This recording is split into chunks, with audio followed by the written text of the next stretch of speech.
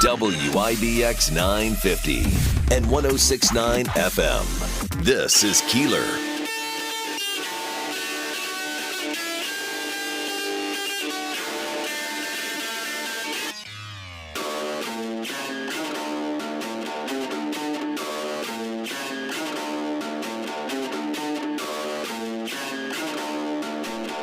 Well, good morning.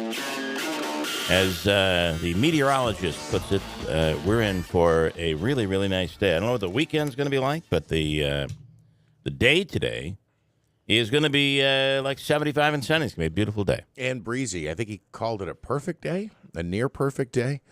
Tomorrow we have rain showers, but Sunday's also looking like another nice day. It'll be up into the lower 80s, but it's expected to be sunny for most of the day. All right. Well, listen, I'll take it. Good morning. We have a ton to get to here this morning on the program. We will change the forecast, by the way. Sunday, not so nice. Rain shower chances early. It'll be sunny later in the day. Later in the day. We have our free money question of the day today from the Hobica Law Firm. A chance for you to win. We'll tell you that jackpot amount as we get a little closer. This morning, Mayor Izzo is on. Willie Waffle will speak to you later on in the hour. Running for mayor, Bob Cardillo is in this morning. A lot of questions on whether or not Bob is staying in the race. I think it's pretty clear. I think he's staying in the race. Yeah, and in fact, I've seen some rather large I have too. lawn signs, especially in North Utica, too. I've seen the same thing. I just saw one last night and said, wow, there's no question that he's in it to win it, I guess. But you never know, right? You don't know. You don't know. With three or even, and then we're hearing things about a write-in campaign, so you just don't know. He's on. County executive. Did you see they did they had a time capsule. They were doing work at the county office building and discovered a time capsule. Yes, so from 1960, maybe 9. Yeah, I think it's very interesting. We'll talk to the county executive about that this morning. What was in there? Was there any big find in there? Well, I think there was a Utica newspaper. They used back then. They used to actually do that in Utica. Well, they do now, but it's called the Rome Sentinel. So actually, so what is it called now? The Daily Sentinel is what it's called, right? Or the Sentinel? Yeah, maybe that's what they call it. Yeah, I'll have to look that up. Anyway, also this morning, former New York Met, and I'm gonna tell him a joke, and my joke is going to be, I don't know. I think that they're only 7 games out of the wild card. I think they could make the playoffs. Yeah. Let's see what and you know who's turning things around right now is finally Pete Alonso. Yeah, what's he have? Does he have a homer?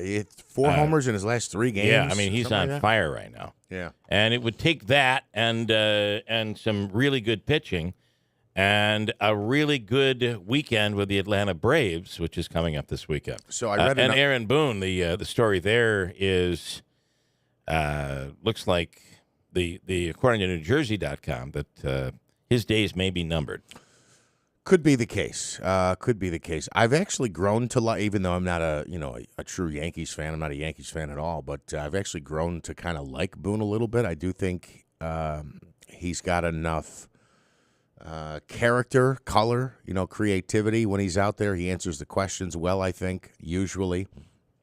I will say, though, I always thought it was foolish to get rid of Girardi when they got rid of him. He went to the Game 7 of the ALCS, and they fired him for that.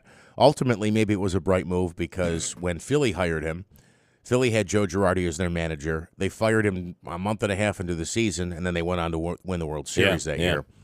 So it didn't turn out that way for the Yankees. Listen, I have to say, though, you mentioned Philadelphia. I think of the Nationals a few years back.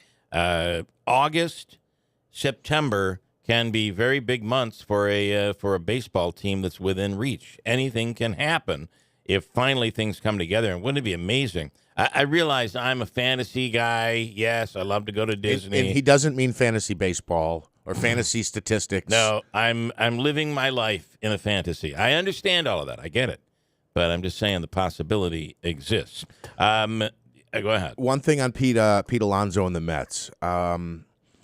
I'm just double checking. He's got 4 home runs in the last 3 games, homered in every game in that Cubs series. I just recently read an article, maybe Wednesday night, about the Mets and a lack of leadership. Okay, so actually I take that back. It was actually last week I read the article. And I got to say, that's what Kranepool had to say when interviewed. Ed Kranepool, when being interviewed by the Mets TV staff, he said, this team, they're all playing for themselves out there, and there's not a leader on this team.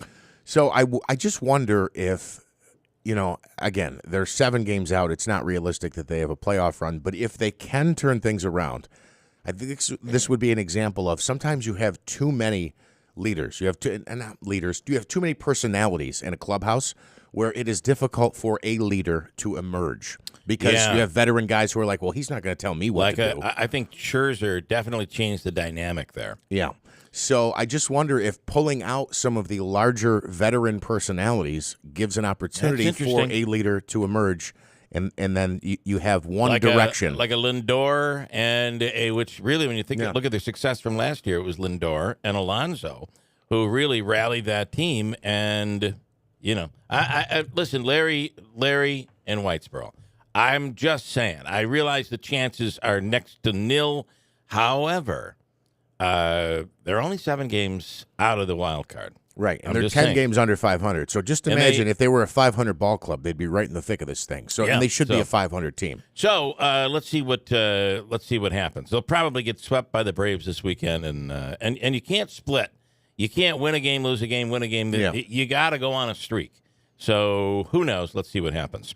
I wanted to make this week. I was thinking about it's Friday already, and I've been so we were in New York for 2 days. And then came back, and the traveling and the throughway. It's just, I hit a piece of rubber in the road that came off a tractor trailer, and I had just gotten my vehicle fixed because I had hit a giant block of scrap metal like last summer, which caused damage to my car. And then got that fixed and hit this piece of rubber that went in underneath and ripped off a strip of molding. Right over the rear tire. That molding. Yeah, and it was black in the road. Traffic is moving. You don't see it, and I hit it, and it went up and around and underneath, and caused damage. Just crazy. But I was reflecting a little bit on just what New York and the city and how different things are down there, and the. Everybody's hustling, bustling. People are very, very much in their own world of matter of fact, right? In their world of this is what we do, deal with it. That's really the New York mentality. But I thought it was quite interesting when I was driving out, and I'd finally gotten in my car after Ubering for 2 days. I got in my car, and I'm driving out, and I'm coming up on a stoplight in the city, and there's no right on red. You stop. And there are a lot of people. And, we're just off Times Square, so a lot of people in the streets. And just watching them, the minute the light turns red for me, they go. And you got a lot of people, right? So, and I'm looking, and they're not even looking. Like, you can tell the tourists in New York City. Right. Because they're looking the wrong way down the street. Yep. Because, I just want to make sure this isn't a two-way street. Because there are some of those. But the New Yorkers, you can tell the New Yorkers, they don't even look. And it's like if you don't stop, they'll hit your car. They hit your car, okay? And it'd be like, what the blank are you doing? Something like that. And it just is so, like, I even though I know what I'm doing there, I always look because you never know when the driver is going to not be paying attention and run a red light. Right. You're dead. Yeah. Not in New York. Somehow they're able to hit the hood of your car, scream at you, and you stop. It's really quite interesting. That's confidence. It's confidence when you walk out into the street and you're walking out saying, you'd better stop because you're supposed to. This is my right of way. Mm-hmm. To a much bigger being, like a truck or a car. Yeah, obviously with a lot more force than a human body. But certainly. It's that attitude in that city where you're just, maybe it's the attitude of survival or it's like, this is now my street. So you had better stop. Or I'll kill you. I don't know if it works that way. I think of this only because I almost ran the red light. And the guy didn't even look. I'm like, man, you should look. At least look a little bit. Otherwise, someone like me could run a red light. That's a great point. First of all, I didn't know there's no right on reds in New York City. None of that. Ooh. The other thing is, sometimes I will confess, maybe I see the light turn yellow and I go, hey. Right. I know I got that split-second delay, Yep. so I'm not going to get T-boned. So maybe sometimes you push it. And I know I'm not the only person who's guilty of that, but you shouldn't do that in the city because they're coming as soon as it changes. And you can't do it up here. You wouldn't dare do it up here. Even if the crosswalk light turns white and it says go, right? You're still going to look because there's some moron that thinks that they can still make it even though it just turned red. Or he's checking a text message. Or they're not paying attention at all. The other part that's interesting about driving in New York is that when the light turns red, and let's say you're coming across one of the streets and you're going up one of the avenues. So your light turns green, but their crosswalk turns white. So, I mean, it's walk. So it's go. So, and there's so many people on the streets. You're trying to make a right-hand turn. You have a green light. You gotta remember they have the pedestrians have the right-of-way, and they'll let you know they have the right-of-way. Yeah, that's the part about New York. Anyway, just a stupid little observation that I had, and it just came to mind when I realized my Easy Pass popped up, and I've replenished my Easy Pass. Because every time you go over a bridge, it's now costing you like $10 to $15. It's insane. It's unbelievable. What you pay to cross a bridge. Normally I'll keep my Easy Pass at $25, and I'll go 3-4 months without having to replenish it. I think I've replenished twice this month, or between this month and last month. I wonder what it's up to now. Let's see here. Easy Pass New York City tolls by mail. Okay, so the Kennedy Bridge. The Bronx, Whitestone, Throgs Neck, Verrazano, the Queens Midtown, and the Hugh Carey tunnels are $6.94 if you have an Easy Pass, $11.19 if it's tolls by mail. That's cheap when you think about it. I'm double checking. What's the tribe or the Governor Cuomo Bridge? I'm double checking here. Shoot, now I'm getting hit with an ad. This is going to take. While you're looking at that, I want to tell you we want to congratulate Heather O'Connell. She is a high school music teacher at Oneida, and she beat out 9 other finalists to win $10,000, an award of supplies and all sorts of music things. $10,000 from Barry Manilow.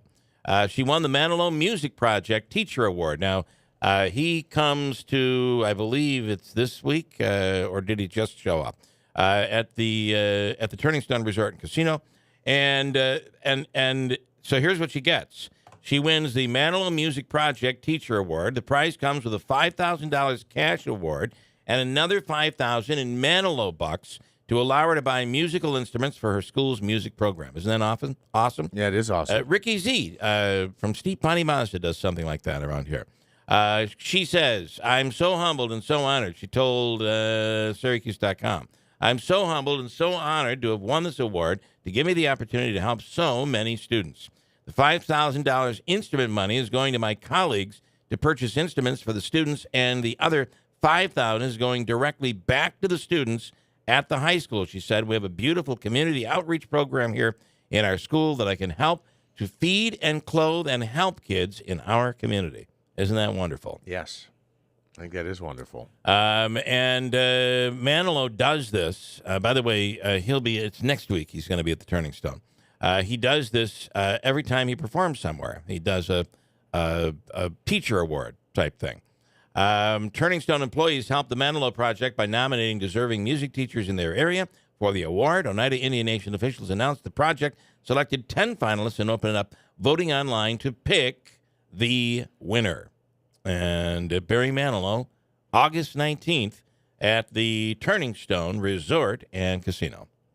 Did you find it? I can't find Triborough. Oh, wait, no, the Kennedy Bridge. It says it's $6.55 on a toll or on an Easy Pass rate and $10.17 if you do tolls by mail, but I know that's not correct. It's 20-something bucks. The only one listed, and you also asked about the Cuomo Bridge. It says it's $5.75 for the Easy Pass I thought it was more than that. It's way more than that. I know it is. Every time I go to a Mets game down there, and it's outrageous. It's 6 something to leave the city, right? It's different going into the city than leaving the city. And then they're doing all these things where they don't want you to drive into the city, and you may get an actual charge if you go down below a certain, below 50th Street or something like that. It's crazy. Rome Sentinel, the Rome Common Council approved 5 American Rescue Plan funding projects at this week's meeting, including $3 million to the Rome Rome Hospital for a new intensive care unit, $500,000 for repairs and engineering survey at the Rome train station, and $500,000 to the residential rehabilitation program. We'll talk with Mayor Jackie Izzo on that. One of the issues there is that the mayor says that there are other projects that have not been approved. She has endorsed 11 proposals, and the way apparently it works, the way they're doing it in Rome and works around the country, really, is the mayor proposes, the Common Council must then approve. There are a couple of projects out there that have not been approved yet by the Common Council, and we'll speak with Mayor Izzo about that coming up in just a few minutes. Actually, just after 7 o'clock. What else do I have? Another tornado. So the National Weather Service is getting around to confirming what we all kind of have known, right? Yeah. Is that there were, at least in the region, looks like about 4 tornadoes that touched down, and the National Weather Service has confirmed number 4, this one in Madison County, in Munnsville. It touched down at 6:55 p.m. along Bear Path Road, according to the National Weather Service. It continued along Morris Road before lifting and finishing at 6:59 p.m. and being on the ground for almost 2 miles, according to weather officials. The winds there in this one was an EF0, reached 80 miles per hour. So you had Munnsville in Madison County. You had Vernon in Oneida County. There was one that crossed from Tompkins to Cortland or Cortland to Tompkins County. And then you had one just north of Oneida County in Turin and West Leiden, and that was the most damaging of all. That was an EF3. Yeah, which can pack winds up to 165. Yeah. They're saying the winds they felt were about 140 miles an hour for that. And that one, as we said, was an EF3. That is one of the strongest tornadoes to ever be recorded in at least current times in upstate New York. I remember about a decade ago, you were here at the station at the time, but we had a tornado watch or warning, whatever, and ultimately one did touch down in the northwestern corner of Oneida County, and I went out there to cover it. And essentially what it had done, it was an EF0. It was an EF0 or an EF1, and essentially it had just ripped some tree limbs down and pulled some siding off, but no significant damage. But when you're talking 140 mile an hour winds, I mean, we're lucky we didn't have any fatalities associated with that. Well, and I remember a tornado as a kid that hit Poland in Herkimer County, and I don't know. This goes back into the 70s, and that tornado it killed a woman who, I believe it was a woman who was in her car, and the tree. You see this happen a lot. The tree came down onto her car. And killed her. So it is a wonder that we did not have any fatalities. I also have to say the tornadoes are so unique in that they're so precise and focused in on one small area, right? Their path. Right. And I recall a small tornado hitting probably about a mile, less than a mile, about a half a mile from our home. And we were driving up after it had gone through, and you saw that there was a mobile home that had been taken right off its foundation, or right off the cement blocks that it was on, which you might expect that to happen. And that was about half a mile from our house. But when we got home, nothing had been touched. There had been no wind whatsoever, and there was the ball we were playing with was sitting out on the lawn, hadn't even been blown, and that was less than a half a mile, probably about a half a mile away. So it's quite interesting how these hit in one spot caused so much damage, yet just a little ways away, nothing. To another tragedy, or an actual tragedy, the situation in Maui. I mean, they continues to get worse brutal. there. Yeah. The death toll now up to 55, Yeah. and officials saying that they fear even many more deaths because they feel like they're just are bodies that haven't been recovered yet. People trapped. They can't get away from the fires, literally jumping in the water to save themselves. It's just unbelievable. Another upstate New York story, a bad one. A Syracuse man whose car hit a vehicle head-on, killing a 9-year-old girl from Fayetteville, has been charged. This goes back to the accident happened back on June 28th, has now been charged with manslaughter. Is this where I think he was trying to pass several vehicles? Yep. Yeah. Passing several vehicles on Route 31 in Madison County shortly after 6:30 in the morning. Mm-hmm. On June 28th, when his car crashed into a vehicle driven by the girl's mother, and it killed the 9-year-old girl inside. And all I can tell you is when I read stories like these, I hear my wife yelling at me for driving aggressively. And this is a great reason, a great example of why you should be careful on the roads. It's not to protect you or even the people in your own car. It could be the life of somebody else. In this case, it's a 9-year-old girl. Yeah, and again, I'm not familiar with the particular area where the accident occurred, but, I mean, there are areas on roadways that you can pass. It's clearly marked. It's usually a straightaway that would allow you to the opportunity to go around vehicles because you can see the oncoming traffic. But obviously it's not something that's allowed near a turn or a curve, etc.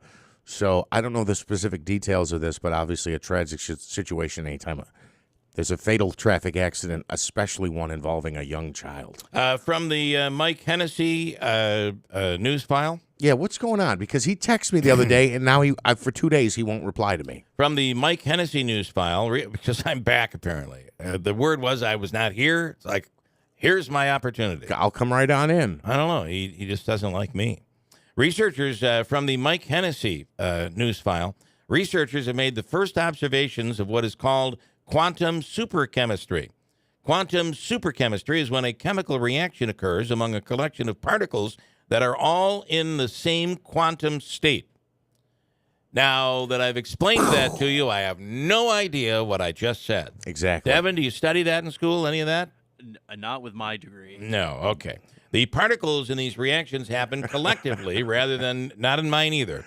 The particles in these reactions happen collectively rather than atom by atom and could have exciting implications in quantum computing, chemistry, and understanding the laws of physics. It just gives you an idea of how close we're getting, yet how far away we really are when it comes to quantum. Quantum, as it says here, you've probably heard a lot in science headlines over the last few years, to everywhere from Nobel Peace Prize in physics to other programs that are out there. It's an ever-increasing number of new quantum development and management techniques that we are learning as we move forward. But we are not anywhere in a position where we can open up a plant and develop a quantum chip or a quantum computer.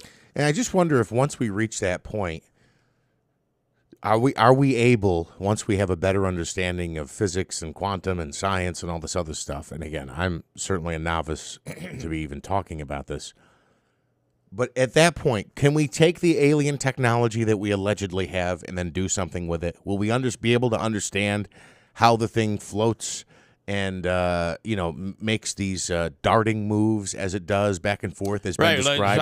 So how do these aircrafts that were being described to Congress, where all of a sudden they're going at a speed that is so fast a human couldn't survive? Think about that. The speed of the vehicle, the space capsule, the space vehicle, according to Air Force experts, the speed in which they were traveling was so fast a human would not be able to survive it. I mean, that's pretty fast. Yeah. So what I would say is, why don't one of these aliens that's flying over top so quickly, so fast, share the secrets with us? And you wonder, right? I mean, you were talking about the pyramids yesterday, and you do wonder: is it possible that some alien being shared something with the Egyptians? We just don't know. Will this happen? So you wonder. I wonder. I also wonder too. There's a rumor out there right now that President Trump actually met with the aliens while he was in office. No, I overheard this conversation, and it was real as you and I are sitting right here. That President Trump actually met with them, and they asked him to please keep things quiet.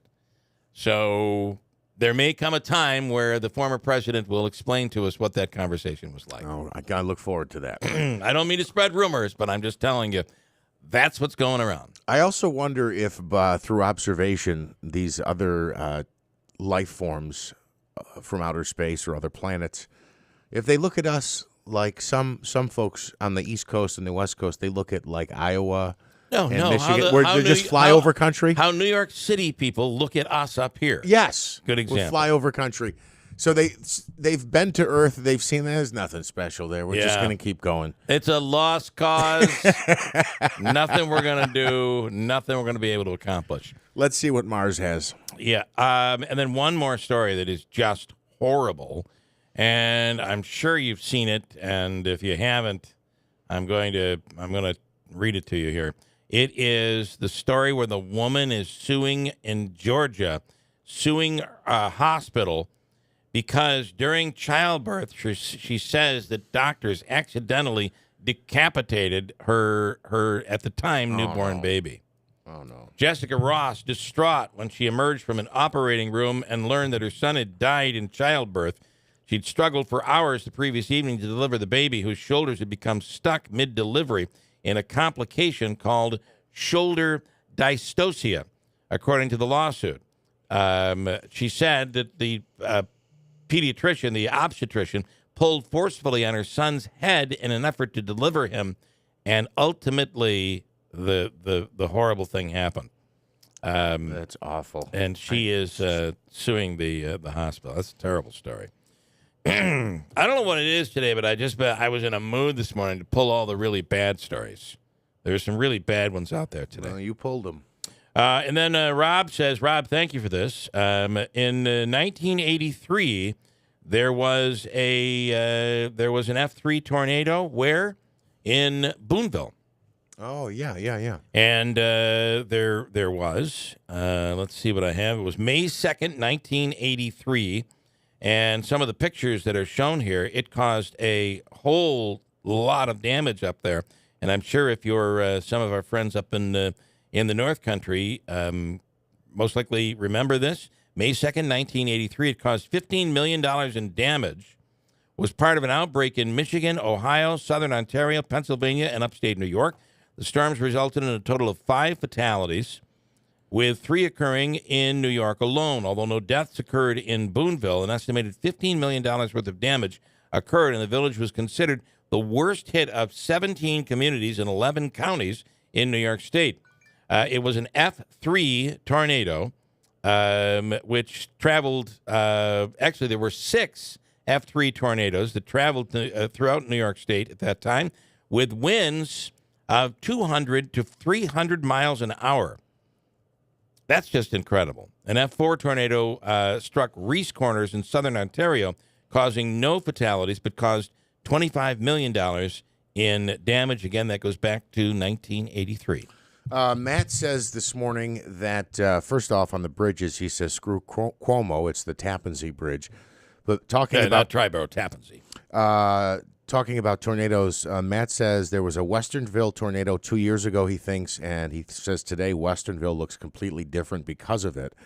Also, Rudy in Lowville says, Bill, if you go to it says Lincoln, but I think he means LinkedIn, Lewis County, there are videos of the tornado damage that occurred in Turin with this last storm that we had. And I've got a couple of other comments here that came in late yesterday that I'd like to get to. It's a complete change of topic, but just bear with me here. Lance and Lee says the Four Stooges, we were talking about legislation about that press conference they held with Mark Sinatry and the issue of shoplifting and organized shoplifting that's been going on and targeting many businesses. So Lance says the Four Stooges know that the proposed legislation isn't going anywhere. Downstate members would never pass that legislation. And to Lance, I say, here's the interesting thing, because I thought the same as you, minus the part about the Four Stooges. the Senate and the Assembly both passed it.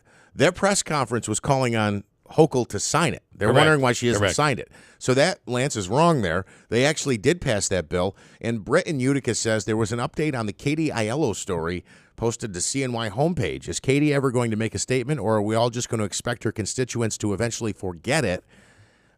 She was. So I tried to find that story. Explain what, because I'm hearing that there's going to be more at the next Common Council meeting. In fact, Samantha may very well be looking to, and we'll see if this is true, she may very well be looking to censure Aiello. And interesting. What does that really mean at the end of the day, right? I was told, and I reached out, and the counselor who I reached out to has not responded to me, but I was told that there's one counselor who feels like there's a stark contrast in the way this is being handled compared to the way the Delvin Moody situation was handled. Now, I will say this. To me, again, I don't know the full information on this. I just know what I've read from a couple of the two articles. stories were different.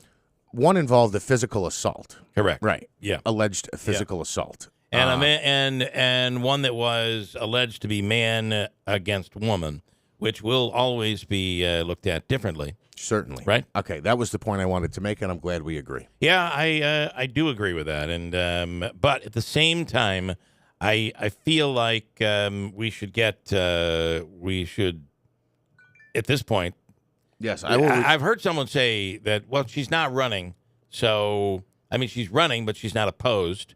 So it's not relevant. Well, you're still a council member, and you are running. You are on the ballot, and I do think something like that should be considered to be relevant, for God's sake. I agree. So what do we know happened? Okay, so another city employee, a city employee, not another one, a city employee apparently went to a location where he thought Katie Aiello was in body cam footage from the police department. Katie says that she is at her boyfriend's house. This is a location in Utica. There is some type of dispute or confrontation. I believe the city employee tries to leave the scene. Katie's telling him to stop or something and grabs the door handle and physically pulls the door handle off the vehicle, the driver's side door handle. Wow, she's tough. Apparently. Yeah. There are videos out there of the body cam footage. I can forward them to you. But essentially, it's her version of, I was here, we had a dispute. So is it some sort of a love dispute? That would be speculation on my part. I don't know. Okay. Some are indicating that, yes, that is the case, but I don't know. I could not say. And I haven't heard all of the body cam footage. Just essentially the nuts and bolts of it was that there was... Well, we also saw a police report, which really didn't explain anything either. Correct. Yeah. Anyway, is that relevant? Should that be relevant for a council member? Well, I think... is it? I guess the question would be, is it news? It is now, because it looks like CNY Central has run with the story. Yeah, so I would say, I mean, if it involves a city council person and a city official, certainly there's questions raised there about, well, what's going on? What's the dispute? Yeah, Was this about funding? Was this about street signs? Or what was going on here? But as I reached out to Katie Aiello, and I want the roads painted back again. Was that the fight? Was it a fight over that? I don't think it was. Again, I have not... I hate complete streets. This was approximately now 2 weeks ago. This is when I was first covering the story. It's a private, personal matter. If anyone needs me to discuss issues that pertain to legislation in the future, I'd be more than happy, as always. Well, and now we are learning that the streets, as you reported yesterday, are about to be put back. But it does seem ridiculous that we've painted, unpainted, back and forth. Can't seem to make up our mind on this stuff. It looks foolish. It does look foolish. And again, I think you're in the same boat as me. You could care less if it's 3 lanes or 4. You'll get by either way, That's right? exactly right. But then we're going to add bike lanes. Those are bike lanes. Oh, you know what? We're keeping the lanes, but they're not bike lanes. Right? Yeah. See, it's a safe space for inmates. inmates. If you want bike lanes, that's perfectly fine. It's an interesting story. I got to tell you that another New York story. If can I give you one more? Yeah. That's a good one. But this so this is an absolute real story. So while we were, and I said at one point, my wife had to take over for my daughter for a job that she does and involves babysitting and nannying, that sort of thing, and delivering a kid to a school program. So so it turns out, I believe I can talk about this. I'll be yelled at if I'm not supposed to talk about it, but turns out that she works for a surgeon, which is nice because she wants to go into the medical field. So she's actually working for a surgeon down there. So in this case, it was a teenager who had gotten to New York, just moved to New York, and on his first day in New York, or visiting New York, whatever it was, on his first day, he stepped out into the street, into a bike lane, and was hit by a bike. It broke the bone in his shoulder and severed his main artery. Oh, my goodness. A main artery. So they had to have an emergency surgery, which is when my daughter got called in to take care of the kid. But I just find it really interesting that it's a bike. It was a bike pedestrian accident to show you how quickly those bikes go. And, hey, that's my lane.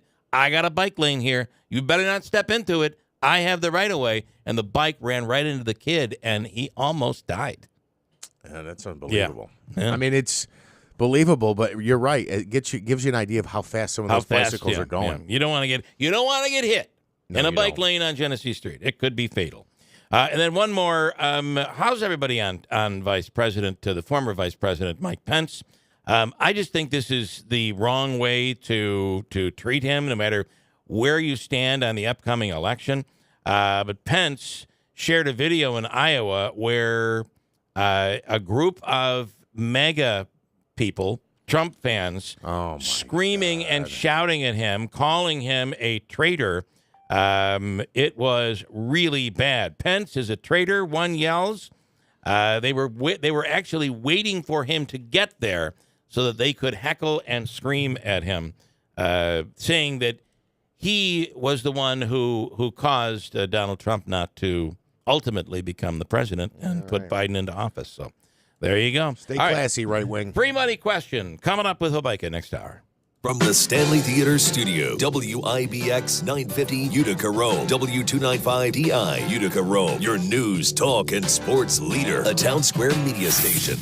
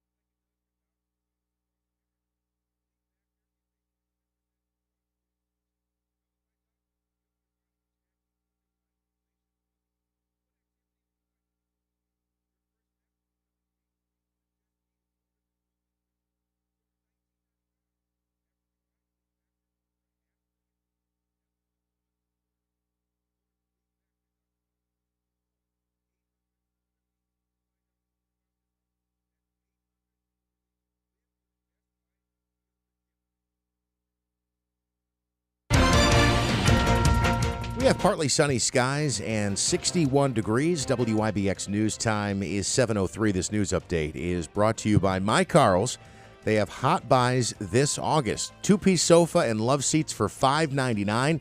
Reclining sofas from $4.99. Same-day delivery, My Carl's in the new Hartford Shopping Center.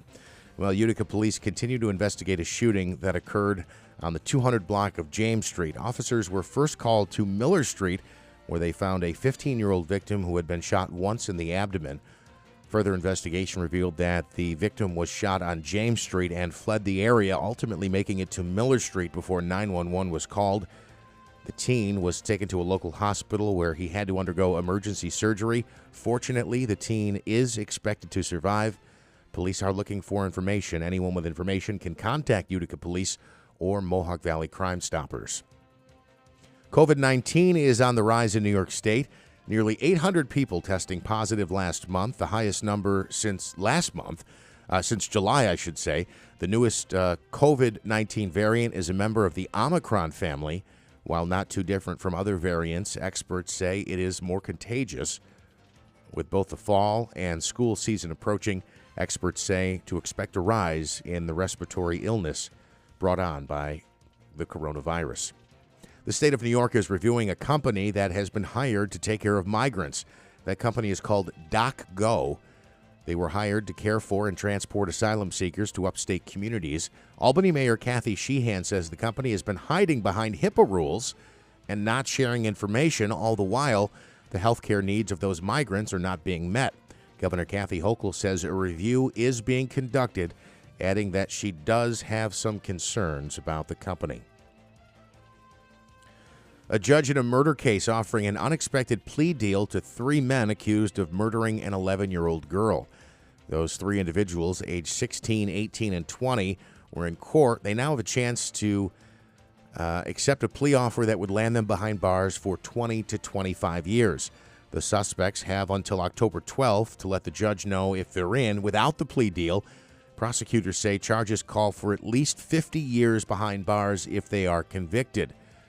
Police blame the 3 men for firing shots that killed 11-year-old Brexley Torres Ortiz while she was walking to a corner store that was located just a few feet from her family's home.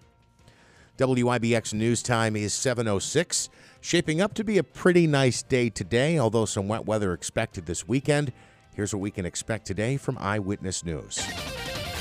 I'm Eyewitness News Chief Meteorologist Craig Flint in the WIBX Weather Center. Today, this Friday, near perfection. Sunshine, breezy, a high near 75. Tonight, clear early, then clouds increase, near 55. Saturday, breezy and warmer with showers and thunderstorms developing midday into the afternoon and evening. Some storms may become severe, a high near 80. For more near local forecasts, tune to Eyewitness News at 6 on WUTR. I'm Meteorologist Craig Flint on WIBX 950. And 106.9 FM. Right now, we have some sunshine trying to make its way through the clouds, mostly unsuccessfully, but there are a few peaks of sunshine. Beautiful day on the way today. 61 degrees. WIBX News Time coming up on 7:07. Getting into sports, the Yankees could be looking for a new manager before the start of next season. According to NewJersey.com, Aaron Boone's job security is not certain, in part because he has only 1 year remaining on his contract and due to the team's lackluster play this season. New York has dropped 3 of its last 4 games entering tonight's series against the Miami Marlins. The Mets are hoping to build off their recent series win. After taking 2 out of 3 from the Chicago Cubs, New York is hosting the Atlanta Braves for a 4-game set that begins tonight at Citi Field. Right-hander Tyler McGill is slated to make his 17th start of the season. He is 6-5 with 61 strikeouts and a 5.45 earned run average. The Giants are back in action for the first time this summer. New York opens its preseason schedule when it visits the Detroit Lions tonight at Ford Field. The G-Men are coming off a third-place finish in the NFC East after going 9-7-1 to clinch a wild-card spot in the playoffs. The Lions are coming off a season in which they finished second in the NFC North at 9-8, but missed the playoffs. The Jets were unable to have their second of 2 joint practices with the Carolina Panthers due to inclement weather. New York practiced separately at Gibbs Stadium at Woodruff College and prepares for its next preseason game. Wide receiver Garrett Wilson returned to the field after missing roughly 2 weeks with an ankle injury. Gang Green continues their exhibition slate when it takes on the Panthers tomorrow afternoon at Bank of America Stadium. Zach Wilson is also once again expected to get the start under center. I'm Devin Furpo for WIBX 950 and 106.9 FM. I another sports story that is just, I can't believe we're not hearing more about this, is the Phil Mickelson story. Did you see this? No. Oh, boy.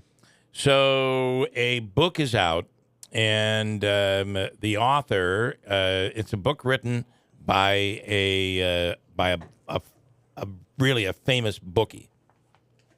And, oh, yeah.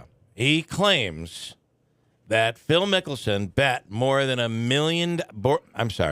than $1 billion on football, basketball, and baseball games over the last 3 decades. He's a Vegas businessman and renowned gambler. His name is Billy Walters. Familiar with him? No. He has an upcoming book and an excerpt of the. Now you're saying, well, I don't owe him any money if that's what you're asking me. Football, basketball, baseball. What are you going to do? Well, look, I have to say, though, unless there's some allegation of... I'm not done yet. Oh, go ahead. I'm not done yet. An excerpt of his book, Gambler, Secrets from a Life of Risk, was released yesterday morning by Fire Pit Collective. Walters, who said he had a gambling partnership with Mickelson for 5 years, also alleges that Mickelson called him from the Medina Country Club during the 39th Ryder Cup in 2012 and asked him to place a $400,000 bet for him on the U.S. team, which included Mickelson to win. He said, quote, in the book, "Have you lost your mind? Don't you remember what happened to Pete Rose? You're seen as the modern-day Arnold Palmer. You'd risk all of that for this?" He said, "I want no part of it," and said that he didn't take the bet and is not sure if Mickelson actually placed the bet somewhere else. Wow. Okay. Well, look. Now, he did bet that they would win. To me, that's different than betting that they would lose. I was just going to say, one of the things that got Pete Rose in the most trouble was that there was the allegation, or multiple allegations, that he was betting against his team. And when you're into that realm, essentially what you're saying is, look, I can put in a terrible pitcher to blow this lead. We don't need this game. I don't care if we win it. And I think that strikes at the validity, the heart of the authenticity, and I'm still struggling to find the word that I'm looking for, of the sport. If Mickelson's betting on himself or his team, look, I think there's a lot of worse things that you could do out there. I'm surprised, though, there hasn't been more backlash about this. Well, and there apparently last year, Mickelson spoke with Sports Illustrated about his gambling addiction, which he called reckless and embarrassing. Yeah. During the interview, he said that he'd been addressing his gambling for a number of years and had been through hundreds of hours of therapy. So I feel like that has given this guy the justification to put this in his book. But here's what he claims. He cites 2 very reliable sources also, said it was nothing for Mickelson to bet $20,000 a game on a long shot, 5-team NBA parlays, or wager up to $200,000 on a football, basketball, or baseball game. Mm-hmm. He alleges between 2010 and 14 that Mickelson bet $110,000 to win $100,000, a total of 1,115 times. Wow. Betting $220,000 to win $200,000, 858 times, making 3,154 bets in 2011 alone, nearly 9 bets a day, making 43 bets on June 22nd, 2011 on Major League Baseball games, resulting in $143,500 in losses, and making 7,065 wagers on football, basketball, and baseball. Again, I don't think he's in too much trouble with betting on other sports. I don't think that's an issue. For instance, in the NFL, when you see guys getting popped or suspended for gambling, it's either betting in the team facility or betting on football. They're allowed to bet on NBA or Major League Baseball or soccer or whatever they like. And as I've always said, when you talk about the number of bets he's making and the amount of money he's wagering, I've always said this about gambling. It's not a problem if you're winning. That is right. Right. Everything's wonderful. It's not a if you're gambling winning. problem when you're winning. I also feel that losing, they talk about winning streaks. That exists. Yeah. I mean, sometimes it's like, wow, he just can't lose. It's unbelievable.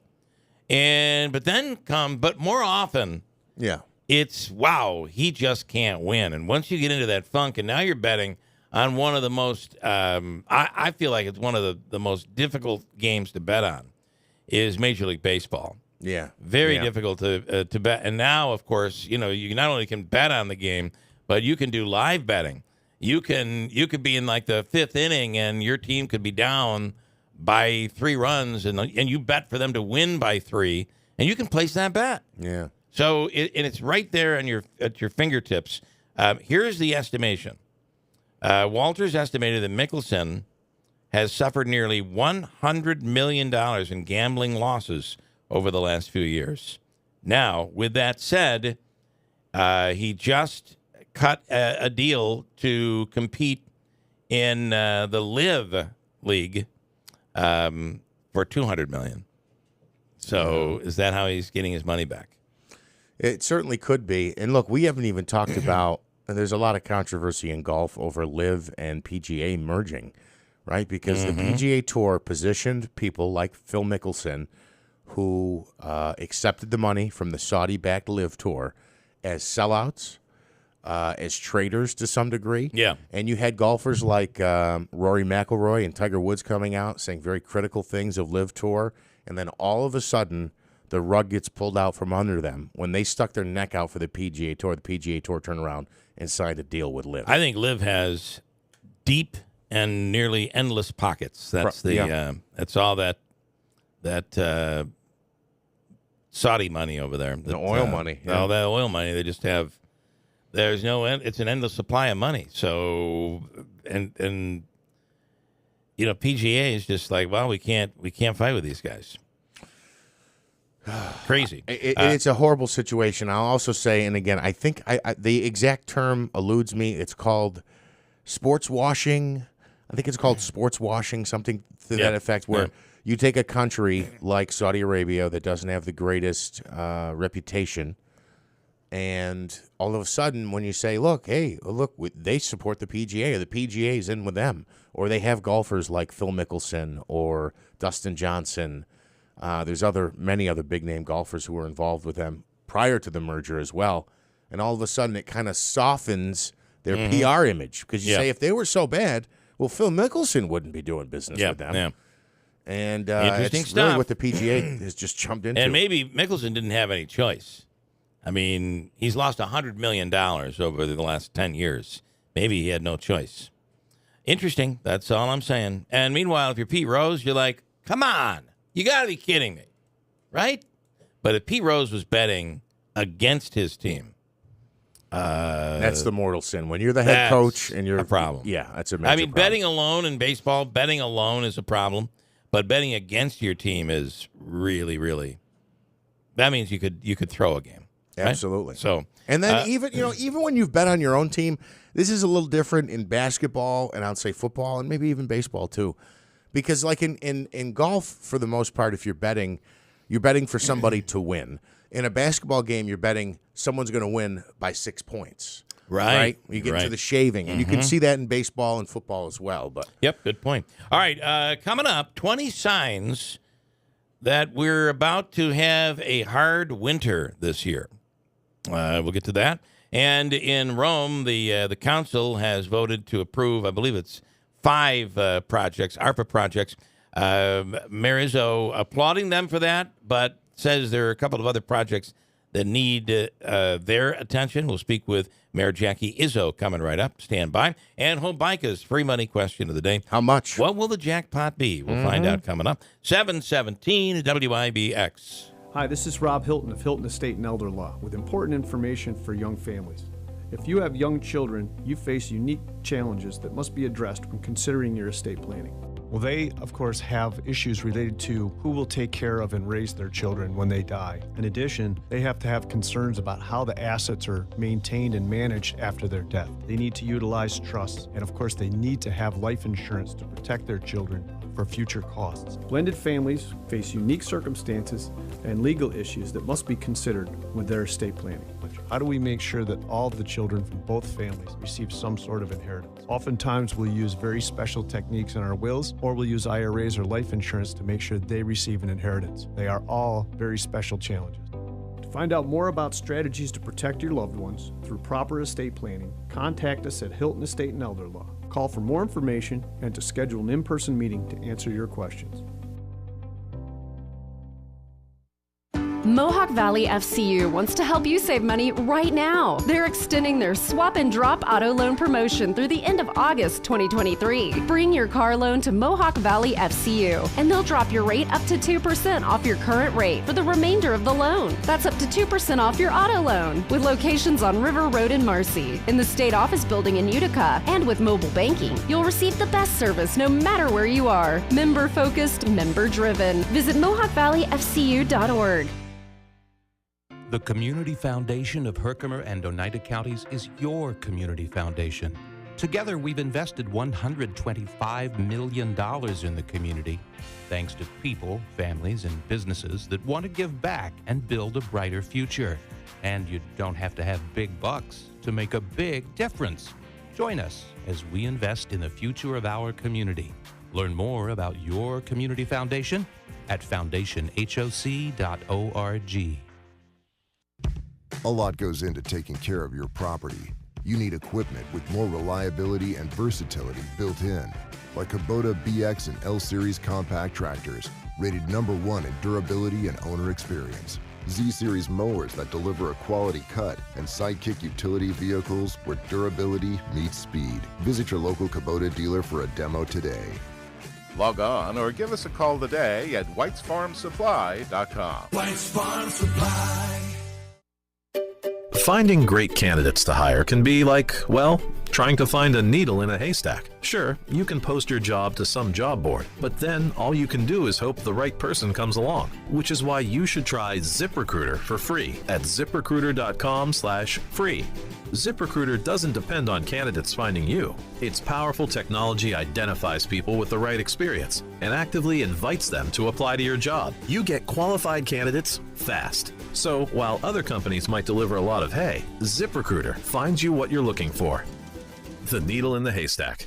4 out of 5 employers who post a job on ZipRecruiter get a quality candidate through the site within the first day. ZipRecruiter, the smartest way to hire. And right now, you can try ZipRecruiter for free. That's right, free. Just go to this exclusive web address, ziprecruiter.com/free. That's ziprecruiter.com/free. ZipRecruiter.com/free. Hey, if you're looking to make your home more energy efficient and more comfortable, here we are in August. It's going to be a beautiful day today. We highly recommend, my wife and I, turning to the experts at Fred F. Collis & Sons. We did during the winter months when our furnace went down. And now we are dealing with a brand new furnace from Collis that is more efficient, and we've watched actually our energy bills go down. You combine that with insulation, adding the windows from New York Sash, all of that, and we have a far more energy efficient home. But it's because Collis came in and we received a free home energy assessment, and they helped show us areas in our home that really didn't cost us anything or much at all to improve and to correct, and that, of course, allowed us to be far more energy efficient. You also have the option of heat pumps, a great option for those out there who don't have the ductwork and are looking to make improvements. The bottom line is, whether it comes to heating, cooling, or insulation, think Collis, Fred F. Collis & Sons. Heating, cooling, and insulation. Reach out to them today, and they're located in Yorkville, Rome, and now with a location in Syracuse. WIBX 950 and 106.9 FM. This is Keeler. So Wayne says he thinks that probably what happened with Phil Mickelson is the wife probably stepped in. Okay. She probably caught him, and she's like, "What are you doing?" And he's like, "What? I've only lost $100 million." And I guess it's all relative, right? It depends if you're making big bucks. It is all relative, and I would also argue if you're the breadwinner, can't you decide how to cut the bread? Whoa. Clearly, you are not married. Not anymore. Clearly, that might be one of the reasons. Ooh, boy. Okay. Who says I was the breadwinner? I was the bread eater. Maybe that was the problem. You were eating too much bread. That's probably it. Okay. We mentioned the Rome Council has approved. And this is the way it works in most municipalities. The mayor makes recommendations on ARPA funding, and then the council ultimately ends up approving. But while they have approved 5, including assistance for an ICU unit over at Rome Memorial, there are other projects that Mayor Jackie Izzo says need to be given attention before it's too late. And Mayor Jackie Izzo is on the line right now. Good morning. Good morning, Bill. So, by the way, Phil Mickelson losing $100 million gambling. Wow. Even gambling on himself. No explanation. Yeah, boy. Yeah. You know, it's interesting that the PGA is kind of silent on this.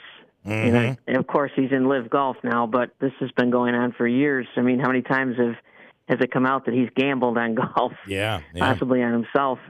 I don't know. I guess it's all relative to how much money you're making, but gambling on the same game you're playing is dangerous. Mm-hmm. A comment here. I gamble every morning that we're going to screw up on the radio, and it's amazing. I win every day. Bet on me. Day after day, I'm raking it in, Jackie. It's unbelievable. John in Rome says the Mickelson story is at least a year old. That's why you're not hearing much about it. But I want to say this, John. Well, this book just came out yesterday. Correct. The stories of Mickelson gambling aren't new. That's not a new thing. But quantifying how much. The numbers and the amount that he was betting and the number of times he was betting per day, that's all new in this book. Correct. We've got finally an idea as to how bad the problem was. Also, and I'll start it off with this, Mayor. This is from Lance and Lee, and we're talking about the funding, the ARPA money, and where that money is being directed. Lance and Lee, please ask Mayor Izzo.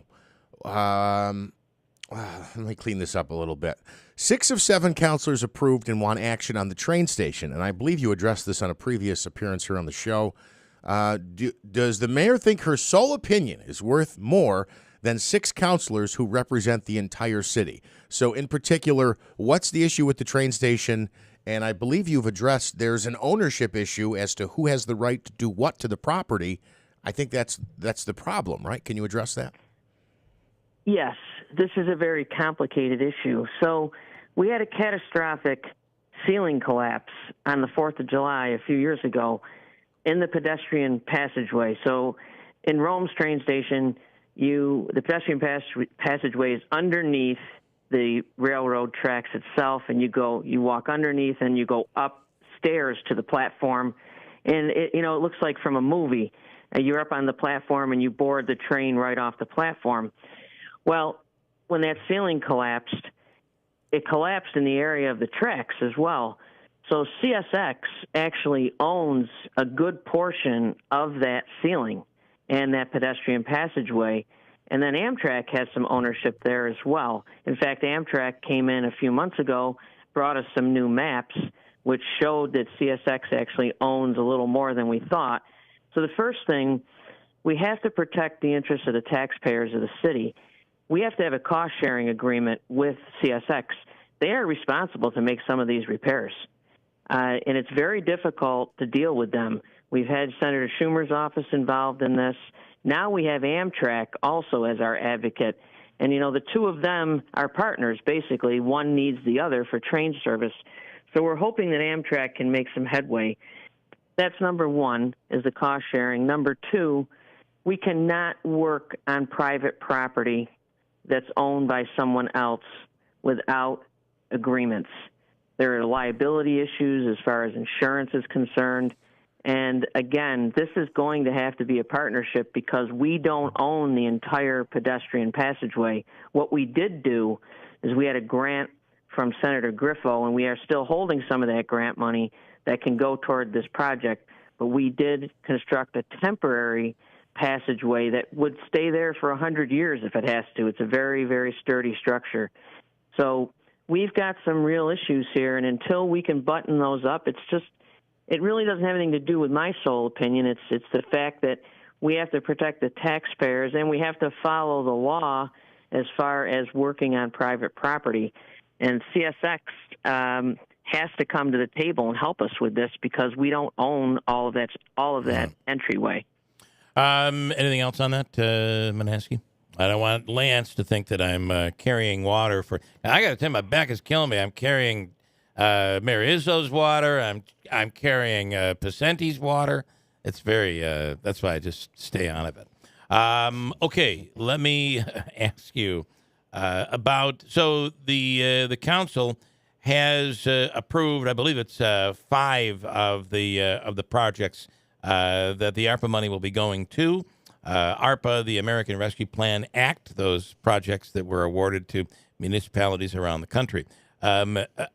Your take on that is that alone is a positive, especially for Rome Memorial. Oh, it's a huge, huge positive I'm thrilled with those. The renovation and the replacement of the intensive care unit is critical. We are building our population. We have to have a great healthcare system that backs that up. You can't ask people to live in your community and then not have great healthcare. And this ICU complements the work that's been done in the emergency department, soon to be state-of-the-art surgery center. Our radiology, the medical office building has been moved over there. So this completes the picture. And what we learned, this is COVID money. And during COVID, we had many, many people that went from the emergency department to the ICU. And fortunately, many, many of those people returned and walked out of the ICU. Their outcome was good. But, Rome was in a situation at one point during the height of the surge where we couldn't transfer any patients because there were just no beds anywhere else in the state because they were all overwhelmed. So we were treating patients that were very, very ill. And the staff, the clinicians, they just did an unbelievable job there. So now we need to enhance that experience. We need to provide the best clinical environment for them to practice. And we also need to think about the patients and their families. You're in the most distress you're ever going to be in if you're in an ICU. Everybody's on edge. We need to make that environment as welcoming as we can. And right now in our ICU, there are no individual restrooms in the patient rooms. There is no place for the families to really be able to stay with the patient. And then, of course, the state-of-the-art equipment and everything else that goes into it. So this improvement is really going to up our standards as an acute care hospital. All right. Then there are some projects that, what is it, the residential rehabilitation money. What's the issue there? Well, we proposed $1.2 million because we've got a lot of need out there, and we also proposed using the qualified census tracts, which are established in our city by HUD and in every city. So the money would get out to the wards and the places in the city where it was needed the most. We know from announcing the program that there are at least 40 applications. So $1.2 million, we could have done about 50 projects. By doing this, it really waters it down to less than 25. This is money we need to get out into the community. There are many people out there suffering. We know this from our code sweep and from our walks with the mayor. We encountered a lot of collapsed garages, porches that needed repair, roofing, siding. With inflation and the way our economy is, these people are having to make decisions about, do I put food on my table? Do I heat my house? Do I get some gas? Or can I repair the porch? So it's a good thing that we're getting this off the ground, but really it should have been funded to its full extent because we really have a lot of need out there, and we could have made a great impact with about 50 projects rather than probably less than 25. Is there? What are you asking for the council to do? Can they go? Obviously, they could go back and approve the full amount. Do you see that happening? Well, they indicated that they wanted to see how the program unfolds, and then they'll go back and perhaps fund it.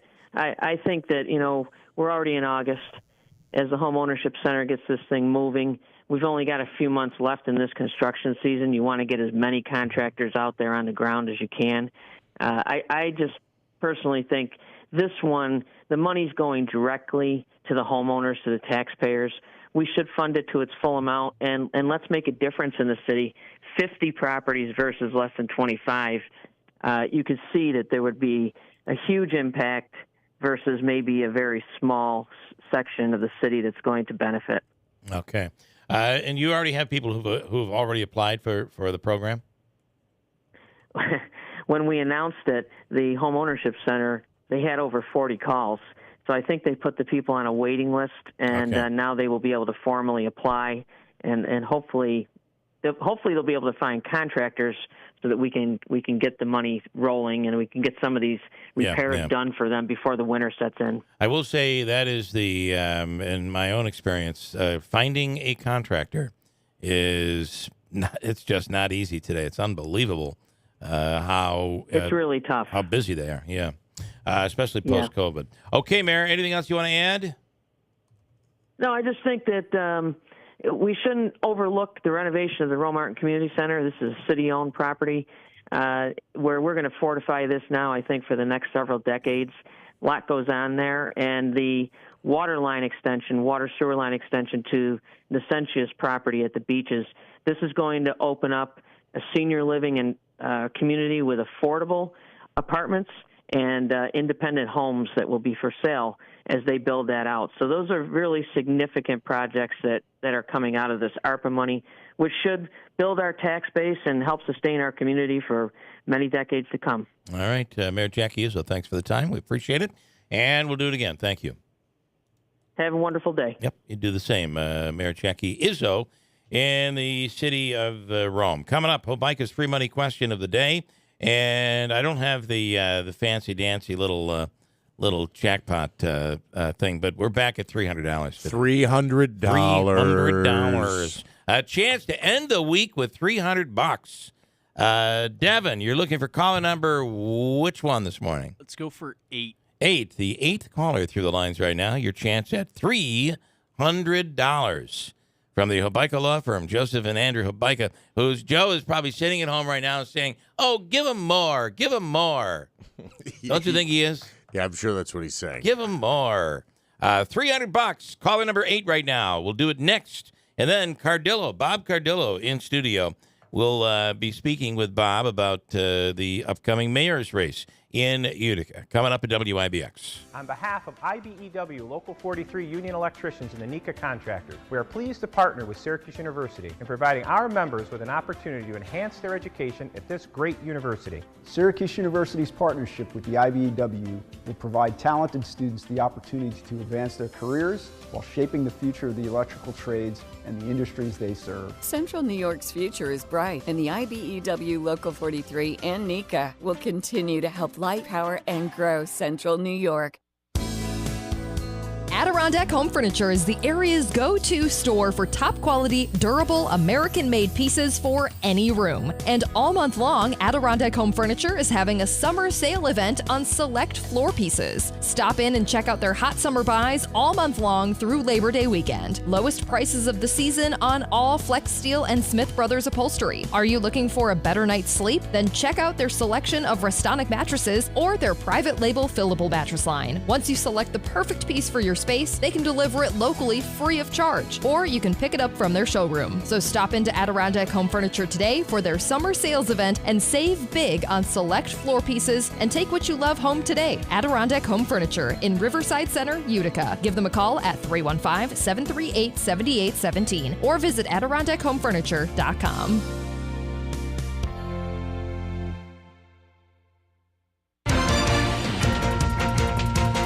Good morning. We have mostly cloudy skies. Sunshine still trying to peek through. We are at 61 degrees. WIBX News Time, 7:37. Well, the death toll from the wildfire in Maui continues to rise. It's now up to 55. Hawaiian officials expect that number to keep rising as rescue efforts continue to in the resort town of Lahaina, which was nearly destroyed by this week's brush fire. Officials say search and rescue teams are using cadaver dogs as they comb through the ruins. Governor Josh Green says the fire that left thousands homeless has destroyed up to 1,000 buildings. Special counsel Jack Smith calling for the Trump election interference trial to begin on January 2nd. Smith made the proposal in a court brief filed yesterday.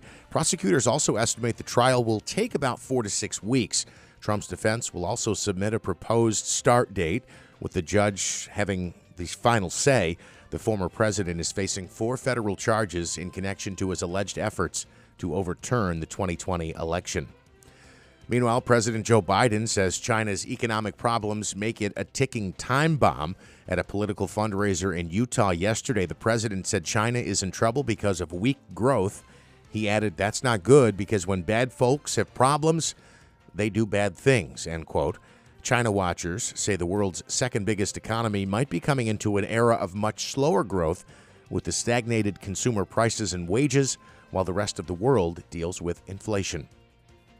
Ron DeSantis hinting he'd be willing to use drone strikes against Mexican drug cartels.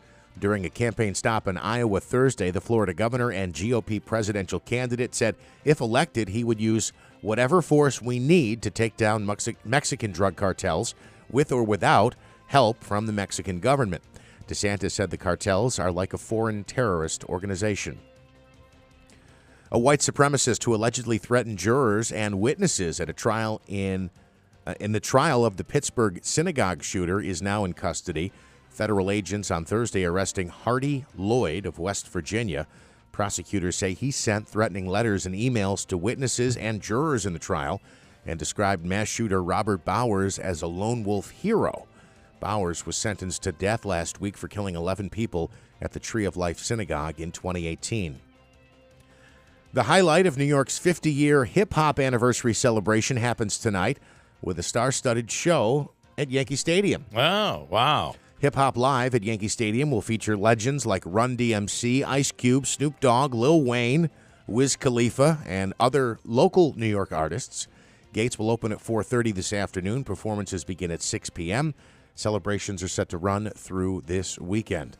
And Argentina has had it with foreign soccer fans who destroy their country's money to taunt home teams.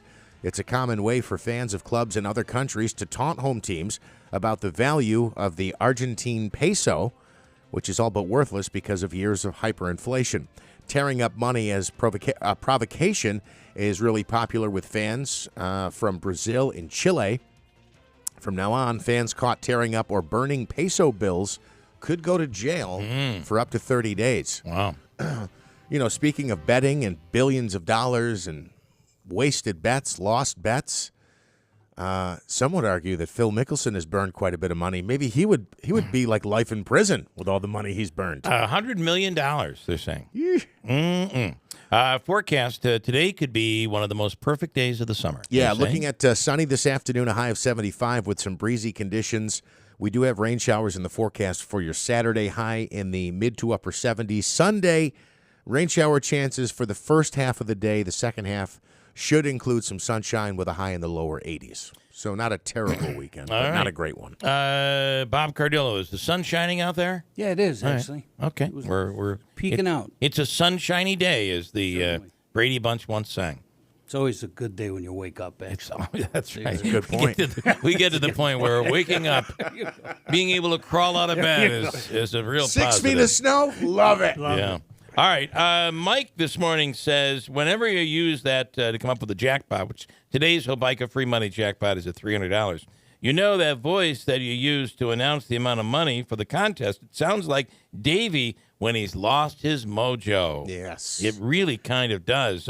I'll give you an exact example. Are you ready? I don't have no mojo today. Well, normally he says, I don't have no mojo today. That'd be Davey, who's on vacation right now. He'll be back on Monday. Yeah, as a matter of fact, I'll say good morning, Uncle Smitty. He sent me a message here letting me know what he's going to be handling this weekend and said he'll be back here on Monday morning. All right, here is Sean in Boonville, ready to take a shot at winning Hobica's free money question of the day. The Hobica Law Firm, 315-724-1600 for all of your legal needs. Top of the morning to you, Sean. Morning. Top of the morning.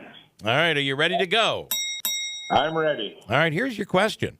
Charles Rozier's delicious roll was baked for the very first time in 1891. What's the roll? Ready, go. Ooh, Twinkie, cupcake, Swiss roll, pretzel, snowflake roll, Parker House roll. You know, that's the way to do it. You I was just start going to say. throwing them out there. Yeah. The one you forgot was, and I would have accepted this, the fig roll. The fig roll, which they called the Fig Newton, was invented in 1891 by Charles Rozier and baked at the Kennedy Steam Bakery. The Fig Newton.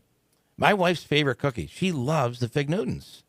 Yeah. I don't know Not why. a huge fan. Oh, boy. They're good, high in fiber. They are. They'll help you, well, let's just say it'll help you get out of bed in the morning. That's what it'll do. All right, listen, Sean in Boonville, we're going to give you the all-in-one food and fun card. It's a $25 gift card at the wonderful Aquavino in New Hartford now. Babes, Taylor and the Cook, and any of the concession stands at Adirondack Bank Center or the Nexus Center. Stand by. Devin's going to mail it out to you, okay? Thank you very much. Thank you very much. You have a great day today in Boonville. The Fig Newton. Yeah. I've nothing to add. I can tell you this about the Fig Newton. It's not bad. It's certainly not my favorite. And because my wife likes them, she always seems to, when we travel or go anywhere, there's always a Fig Newton in the car. And when there's nothing, a Fig Newton tastes pretty good. How about the blueberry? They make a blueberry. Oh, they do make the blueberry. They make a blueberry. Blueberry roll. Yeah, I bet that's pretty good.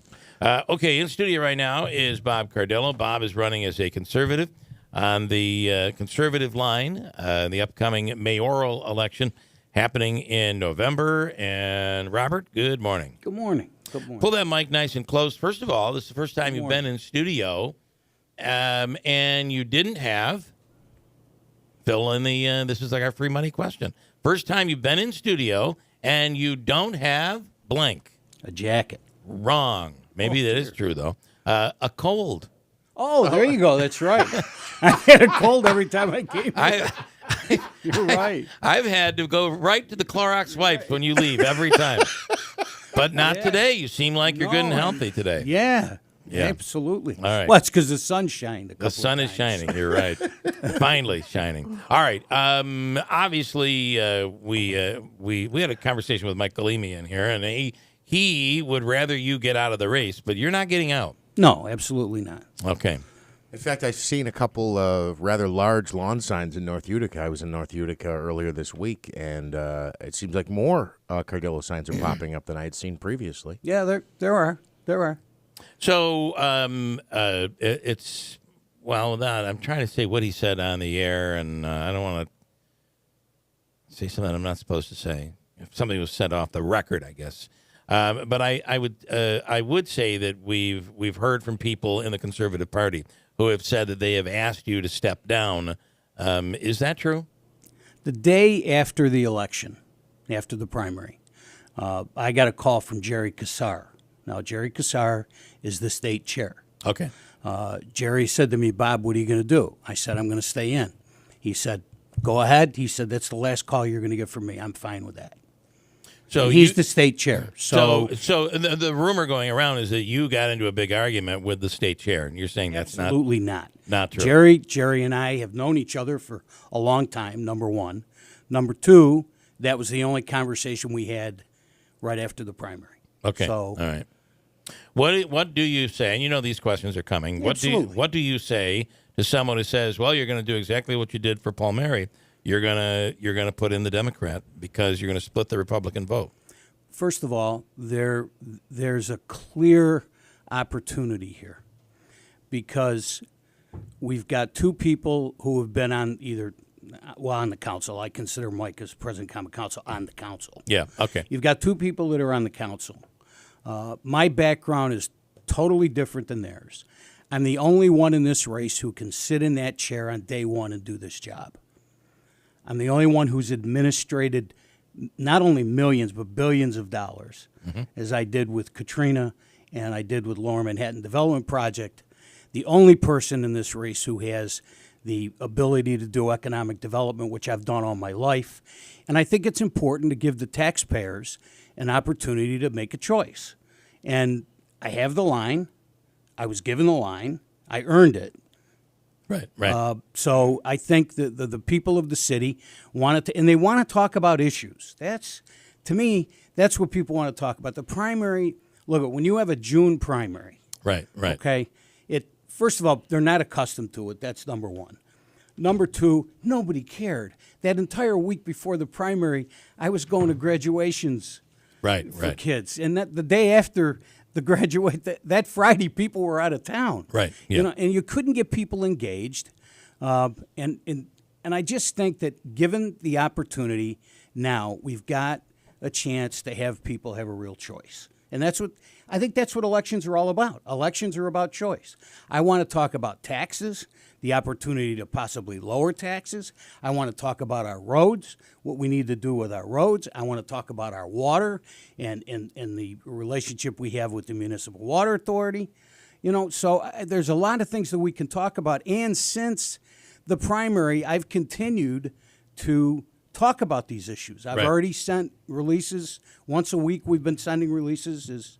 I believe I know you get them. Yeah. And just talk about issues. That's what's important. What happened in the past doesn't matter. Yeah. It's what we have in the future. What are the most important issues that you hear from voters? I keep hearing people talk about roads, you know, and quite frankly, we all ride on them. Mm-hmm. So roads are a real big issue. Crime is a big issue that nobody wants to talk about. You know, you pick up the newspaper, and almost every day there's an occurrence. I mean, and these occurrences are happening close, not just in the blighted neighborhoods, which is bad enough. Yeah. Now these issues are happening even closer to areas where people feel even more threatened. So I think the crime, the roads, taxes, the burden that's on the taxpayer are very, very important. And I think those are the things we need to talk about. What's your take on the way the Bowers situation has been handled, and in particular what the county executive and the hospital claim is that the mayor sold that property without even giving them a heads up, and they learned about it like the rest of us learned about it. That's what they claim. And if there is a good relationship between the mayor, the county executive, and the hospital, that certainly didn't seem like there was. What would you have handled it that way? And your take on the Bowers, which now becoming a debacle? Well, first of all, Bauer, I believe, has been a problem for a while. Yeah. Now, I live on Culver Ave. The corner of Culver and Bleecker is where the old General Electric site was. Yeah. I am so sick and tired of looking at that. Yep. Which Bauer has, I think it's over 2 years. Yeah. My understanding is that they already got the money that was promised to them. I don't know if it was COVID money, but I know it was investment money. Yeah. And it's just sitting there. It's an eyesore. And B, to me, it's dangerous. Yeah. It's a skeleton of a It's building. horrible. It's rotting, horrible. right? Right. The other one is the Century City. Century Club. Century Club. Yeah. The Kemp building is There's a bunch of horrible eyesore. And you know what I think is necessary is you have to hold people like that to the fire. You can't just let them go. First of all, it's the but-for clause in terms of economic development. But for the assistance, you couldn't do the project. Well, you couldn't do the project anyway. Right. And they already got the money. To me, now, the mayor has said that they have received some violations, some codes violations. Yeah, but this is going on for a long. Look, that's fine. But this has been going on for a long time. Yeah. I had a friend of mine who drives by there he calls me up. He says to me, "What's going to go on with that property? What's going to go on with the property?" And with relationship to the hospital, there really needs to be, there should be a close relationship between the county and the city. I don't know the details. Yeah. I've heard I've heard from the mayor. I talked to the county executive. This was quite a while ago, and he explained his side. The mayor talked to me and explained his side. But clearly, being said, there has to be a problem if the mayor is going to make this announcement without giving them a heads up. No, absolutely. Right. So I think the biggest issue is communication. Yeah. And that's something that we can't continue to have. And would I have handled it differently? Absolutely. Yeah. Absolutely. Well, in hindsight, I guess it's hard to look back, but had a deal been cut, the hospital wanted at least 250 parking spots. Yeah. So now you're left with Bowers pulling out, and you've got nothing. Nothing. Exactly. And that's a problem. And first of all, parking should have been the most important thing aside from the building itself. Yeah. Because now we're going to have people downtown. Where are they going to park? I mean, right. What's going to happen here? Right, because the garage is not going to be open. At least 6 months till after the hospital opens. So we've got an issue, and that depends on the kind of winter that we end up with here. Exactly. You want to add anything? Well, I just want to go back to roads for a second. And then would you take a call? I've got somebody asking for Jeff in Utica asking. Sure. Okay.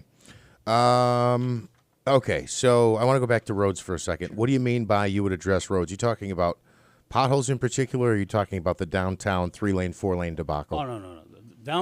Here, let's take them one at a time. The downtown 3-lane debacle, I said from day one, we shouldn't have even been talking about it until everything was finished with the hospital. You don't know what the traffic pattern is going to be like until they start driving. You're going to have public safety, fire, police going in and out of there. You don't know what that traffic's going to look like. Yeah. Okay, so I think that should have been put on hold until such time, and we needed to get the fire department and the police department involved in making that decision. That's number one. In terms of roads, we need to have a better effort with regard to how we work with our other partners. And here's what I look at it. They pave a road, the water company comes in 2 weeks later and starts digging the road up again. My question is why? Well, it's usually a water main break, though. Yeah, they're not doing it just to say screw the city. So I understand that. Yeah. However, then put the damn road the way you found it. Put it back the way you found it. Yeah. That's my problem. My problem is, granted, you've got to repair if it's a water main break or sewer or whatever it is. Fine, you got to put it back the way you found it, and that's not happening. As mayor of Utica, would you be able to fix the problem on what's the road over there by First Source that comes from Lowe's that's been under construction forever? No, that's New Hartford. Oh, that's New Middle Hartford. Settlement. Middle Settlement. But interesting that you say that. Same type of problem, though. I understand, but why? And I know you can't do anything over there. Why shouldn't there be a relationship between the town and the city? Because the city folks use that road. Right. Town folks use that road. So if you were to coordinate and say, hey, we can't pave here because a project's going to be. What can we do together to make this work? However, if there's a water main break, that's unfortunate. You wouldn't be able to. And I'll just say this because there was a water main break on Commercial Drive in New Hartford, and this is my understanding of the way it works. They have a water main break. They have to dig up the road. They go in there, and Commercial Drive, that area right over by Consumer Square, was fine before this happened.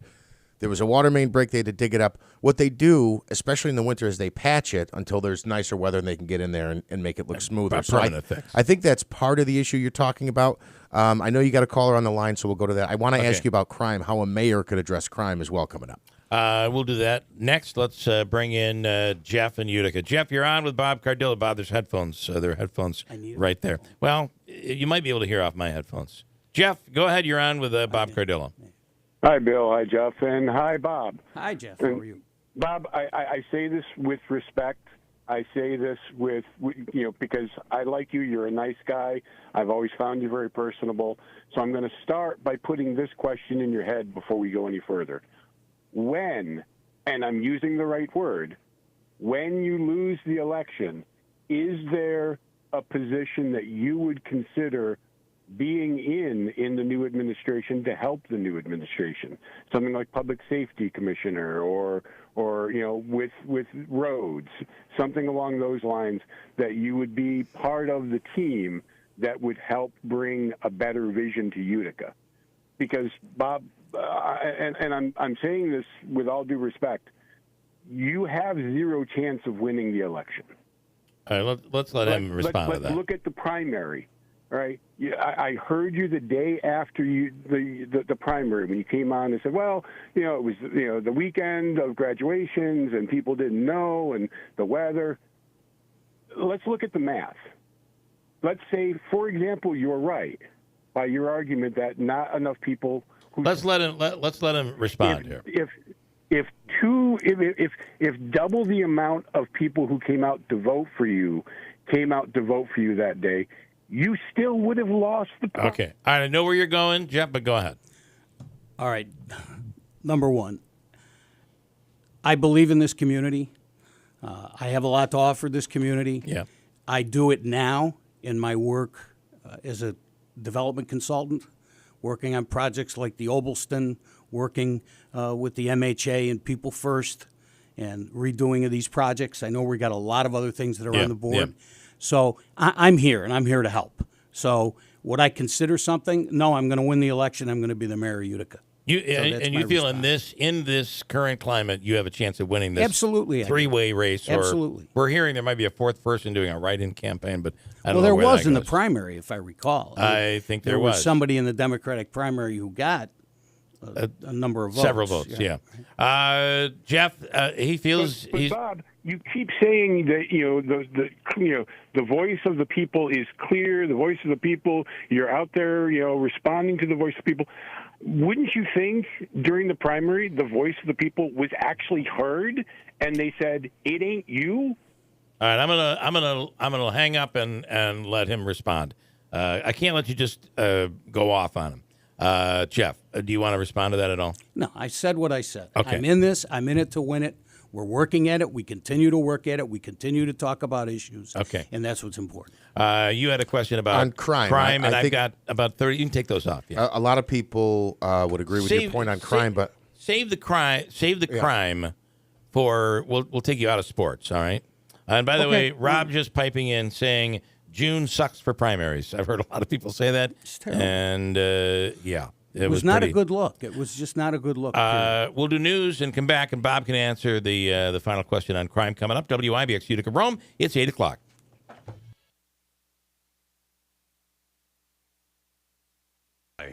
I'm Dave Anthony, Fox News. 55 others are confirmed dead in the wildfire disaster. There were no alerts. There was no emergency sounds. She lost everything with her Maui home burned down. Fox Weather's Max Gordon is there, says Lahaina is gone, just smoldering ruins. The fire destroyed more than 1,000 buildings in Lahaina and damaged the town's famous banyan tree, the once peaceful island paradise, now described as if looking like a war zone. There will be active recovery over the coming days and weeks of the bones of those who have been lost. And Governor Josh Green says it is going to take many years to rebuild Lahaina. Thousands are in shelters. There's a hearing today in the third Trump criminal case over attempts to overturn the 2020 election. The special counsel is asking the judge for a protective order to limit what the former president can say about witnesses and evidence. Special counsel Jack Smith saying it's to prevent the case from being tried in the media. Former president says the mere filing of the motion proves this case is all about election interference. Special counsel also asking for a January 2nd trial date. That's just 2 weeks before the Iowa caucuses. Fox's Jack Callahan. Tim Scott has signed the required Republican Party pledge to back whoever the nominee is to qualify for the first debate later this month, joining Vivek Ramaswamy, Nikki Haley, Ron DeSantis, and Doug Burgum, who've all met all the fundraising and polling criteria as well. Former President Trump has said he will not sign that pledge. His ex-VP Mike Pence just told Fox Digital he will sign it. 5 Americans jailed in Iran have been moved to home detention as the U.S. readies a prisoner swap. And Fox's Kevin Cork reports. The U.S. has also agreed to unfreeze nearly $6 billion of Iran's assets currently in South Korea, transferring the funds into an account into the Central Bank of Qatar. Despite that, Secretary of State Antony Blinken says the U.S. is not easing nuclear sanctions on Iran. America's listening to Fox News. Now, I've told you about how Relief Factor helped me with my aches and pains. Let me tell you about Haven in Texas. Haven writes, I'm taking Relief Factor from my shoulder and lower back, and it works. No more pain. My husband started taking Relief Factor for his upper back and hip and didn't think it was working until he ran out and realized the pain was coming back. Relief Factor just works. We are so happy it's working for you and your husband like it does for thousands of others across America. Relief Factor is a 100% drug-free solution developed by doctors to help your body attack the underlying inflammation causing pain. What activity would you like to be doing again? Your first step to becoming pain-free could just be to order the 3-week Quick Start for only $19.95. After trying Relief Factor, over 500,000 people have gone on to order more. Go to ReliefFactor.com or call 800-4RELIEF to find out more about this offer. That's 800-4RELIEF. Live your best life and feel the difference with Relief Factor. All right, we have some sunshine and 64 degrees. WIBX News Time, 8:03. This news update is brought to you by Home and Hospital Medical Supplies and Service. They carry a wide selection of home medical equipment. Call them at 315-724-6767 and online at hnhmedicalny.com. Utica police continue to investigate a shooting that occurred late Wednesday night on James Street. Officers were originally called to Miller Street, where the shooting victim was found, a 15-year-old male. They say he was suffering from a single gunshot wound to his lower abdomen. He was rushed to the hospital for an emergency surgery and is expected to survive. Police say the shooting actually occurred on the 200 block of James Street. Anyone with information is asked to contact the Utica Police Department or Mohawk Valley Crime Stoppers. The state of New York is reviewing a company that was hired to take care of migrants being shipped upstate. That company is called DocGo. They were hired to care for and transport the asylum seekers to upstate communities, but Albany Mayor Kathy Sheehan says the company has been hiding behind HIPAA laws and not sharing information, yet the health care needs of those migrants are not being met. Governor Kathy Hochul says a review is being conducted, adding that she does have some of her own concerns. COVID-19 is on the rise in New York State. Nearly 800 people testing positive last month. The newest COVID-19 variant is a member of the Omicron family. While not too different from other variants, experts say it is more contagious. Well, with both the fall and school season approaching, experts say to expect a rise in the respiratory illness brought on by coronavirus. A judge in a Syracuse murder case offering an unexpected plea deal to 3 men accused in the death of an 11-year-old girl. They are 16, 18, and 20 years old. They now have a chance to get out of prison in the next 20 to 25 years if they accept that plea offer. The suspects have until October 12th to let the judge know. Without a plea offer, a conviction could result in at least 50 years in prison for each of the 3 men. Police blame them for firing shots that killed 11-year-old Brexely Torres Ortiz, who was shot while walking to a corner store just a few feet from her family's home. WIBX News Time, 8:06. Your Weather Center forecast comes to you from Eyewitness News. I'm Eyewitness News Chief Meteorologist Craig Flint in the WIBX Weather Center. Today, this Friday, near perfection. Sunshine, breezy, a high near 75. Tonight, clear early, then clouds increase, near 55. Saturday, breezy and warmer with showers and thunderstorms developing midday into the afternoon and evening. Some storms may become severe, a high near 80. For more near local forecast, tune to Eyewitness News at 6 on WUTR. I'm meteorologist Craig Flint on WIBX 950 and 106.9 FM. Some sunshine, 64. It's 8:06. Heading into sports, the Yankees could be looking for a new manager before the start of the season. According to NewJersey.com, Aaron Boone's job security is not certain, in part because he only has 1 year remaining on his contract and due to the team's lackluster play this season. New York has dropped 3 of its last 4 games entering tonight's series opener against the Miami Marlins. The Mets are hoping to build off their recent series win after taking 2 out of 3 games from Chicago Cubs. New York is hosting the Atlanta Braves for a 4-game set that begins tonight at Citi Field. Right-hander Taylor McGill is slated to make his 17th start of the season. He is 6-5 with 61 strikeouts and a 5.45 ERA. The Mets are currently 4th in the NL East with a record of 52 and 62. I'm Devin Furpo for WIBX 950 and 106.9 FM. So, a couple of comments here. Mike, this morning, you mentioned the Yankee Stadium. Is it tonight they're doing that hip-hop thing? Yes. At Yankee Stadium. Mike says those hip-hop artists that are going to be playing at Yankee Stadium probably have more hits than the Yankees this year. Bada bing. It's a sin, isn't it? That's good. Bases loaded 3 times and you only score 1 run. I just you guys are becoming the Mets. Yes. Well, at least your payroll's more, though. I have more comments on you, Bob, over here. Okay, let's see. Oh, this is Jeff commenting in saying, if I didn't like Bob so much personally, it wouldn't matter to me. So he claims that he really likes you. Thank you, Jeff. Joe Load says, why would the United States HIPAA laws have anything to do with immigrants who are not U.S. citizens? And the answer to that is I think that it would cover everyone, right? Yeah. It is. But it is an interesting question. I could be wrong here. This is just my thought, but I believe it is a medical standard for how healthcare professionals deal with patients, regardless of their.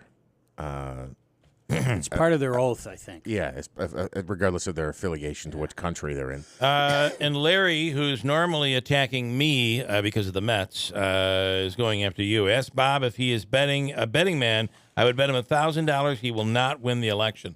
Are you ready? Let's talk about that for a second, because you have a philosophy on this race that you believe, based on that philosophy, there's a path to victory here. Absolutely. And explain what you're willing to explain about that theory. Well, number one, because the turnout in this primary was so low, number one. Number two, people weren't paying attention. Mm-hmm. And number three, I'm talking about issues, and I think that's what people want to hear. So, but when you look at your opponents, and it's something that I find very interesting, there are those that there are Democrats who believe that Celeste is too far left, and you hear that all the time. It is interesting, however, when we have her on air, I don't believe she talks that far left, but people believe she is far left, and because of that, you believe there will be Democrats that will not be voting. Yeah, there are a lot of Democrats that are looking for somewhere else to go. Okay. And I've always done well among Democrats. And your belief is that put all that together and that's your path to victory. Yes. Okay. Yes. Manansky had a question on crime, and we'll wrap it up. Yeah, I don't think a lot of people would disagree with you on the crime element, but what is it that you bring to the table that a mayor, for instance, what's the difference in how the Utica Police Department might handle a crime? There's a shooting that I read in the news this morning under your administration versus a Palmieri or a Galimi or a Friend administration. First of all, the police department won't handle it any differently. I think our police department does a really good job, as well as our fire department. I think, first of all, you need to have a public safety commissioner. I've said that from day one. Everybody, we're not going to do it because we don't want to fill the position. Do you have somebody in mind who would be your public safety commissioner? Not in particular, but I do have a criteria in terms of a very high level qualifications. You would not be. You would not. Oh, absolutely okay. not.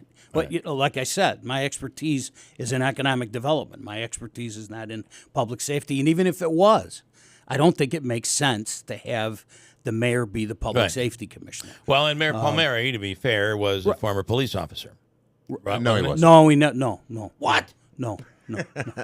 He was a weed and seed liaison. Well, there you go. There you go. I think knowing Rob as much as well as I do because we all grew up together. Yeah. I think he always wanted to be a police officer. But having said that, I think what a mayor can and should do is. Sorry about that. You guys are gonna make me laugh. I'm just throwing in the slow pitch, letting you guys hit the ball. I'm having a blast. He's always trying. I love it. All right. I think what a mayor should do is be the mouthpiece for talking about crime. Right. I remember when I was working in Albany, working with New York State, and Jerry. Oh God. Now here goes my brain. Jerry Jennings was the mayor of Albany. Okay. Mayor Jerry Jennings used to go around in an area called, it's like Cornhill, used to be, telling drug dealers, get out of my city. Just get out of my city. And here's what we're going to do. We're going to be tough on crime. I think it needs to be said. I mean, we keep reading about, here, we're talking about crime, and what did you just read? A shooting. A shooting, okay? It's every day. It is. It does sound like day. It's just like Giuliani took a page out of his book. Right. And look, I feel terrible about my dear friend Rudy, but I don't know what happened. Anyway, but Rudy did that in New York. Yep. It's the same thing with the image that we want to portray, and we want to compare doing economic development. How are you going to do it? Well, if you've got people that are coming into the community, they're not going to tell you, oh, here, lay out the red carpet for me. No, they're going to come in, look at it when you're sleeping. And what are they going to do? They're going to look at the local news. They're going to see what's going on. The last thing you want them to see is that we've got all this great development going on downtown, but you got stuff going on in neighborhoods that's horrible. Yeah. So I think that's what's important. And by the way, if you get back to this election, that's what people want to hear. Right. They want to hear, what are you going to do about it? You're mentioning crime. I would ask you, what area of the city is most problematic right now? I think it's West Utica. Yeah. I think it's West Utica. And that housing unit right next to the brewery has become a big problem. Can I tell you, that's a sin, because the architect that I do work with, Carmina Wood, they did the architecture there. Yeah, That building, that complex is absolutely beautiful. Yeah. And it's going to go to hell in a handbasket. Mm-hmm. And now we talk about all of the stuff that's going on in that corridor. But that's a problem right there. Right. So let me ask you what you just said. What are you going to do about it? Well, I understand that the mayor was going to have a meeting with the owners. That should have happened a long time ago. You get it. I don't care. A mayor, any public official has the opportunity to flex his muscle. You got the bully pulpit. Use the bully pulpit. Can't be meek about it. You got to get in there and say, look, if you're going to own this property, you've got to manage this property so that it isn't going to interfere with what else we're doing in this community. That's what a mayor can do. Yeah. Okay? And I believe in that. In a forceful way, a very forceful way. All right. Bob Cardillo, we appreciate it. Let's do it again. Thank you. And Thank you, Jeff. good luck out there. Thank you. And thanks for when somebody calls in, taking a phone call. Absolutely. Look, by you the never way, know what's on the other end. That's what this business is all about. Right. If you can't take the heat, get out of the kitchen. That's right. what it's all about. Fair enough. Bob Cardillo. Coming up, County Executive Anthony Pacini, also former Mets legend. He played longer for the New York Mets than any other player.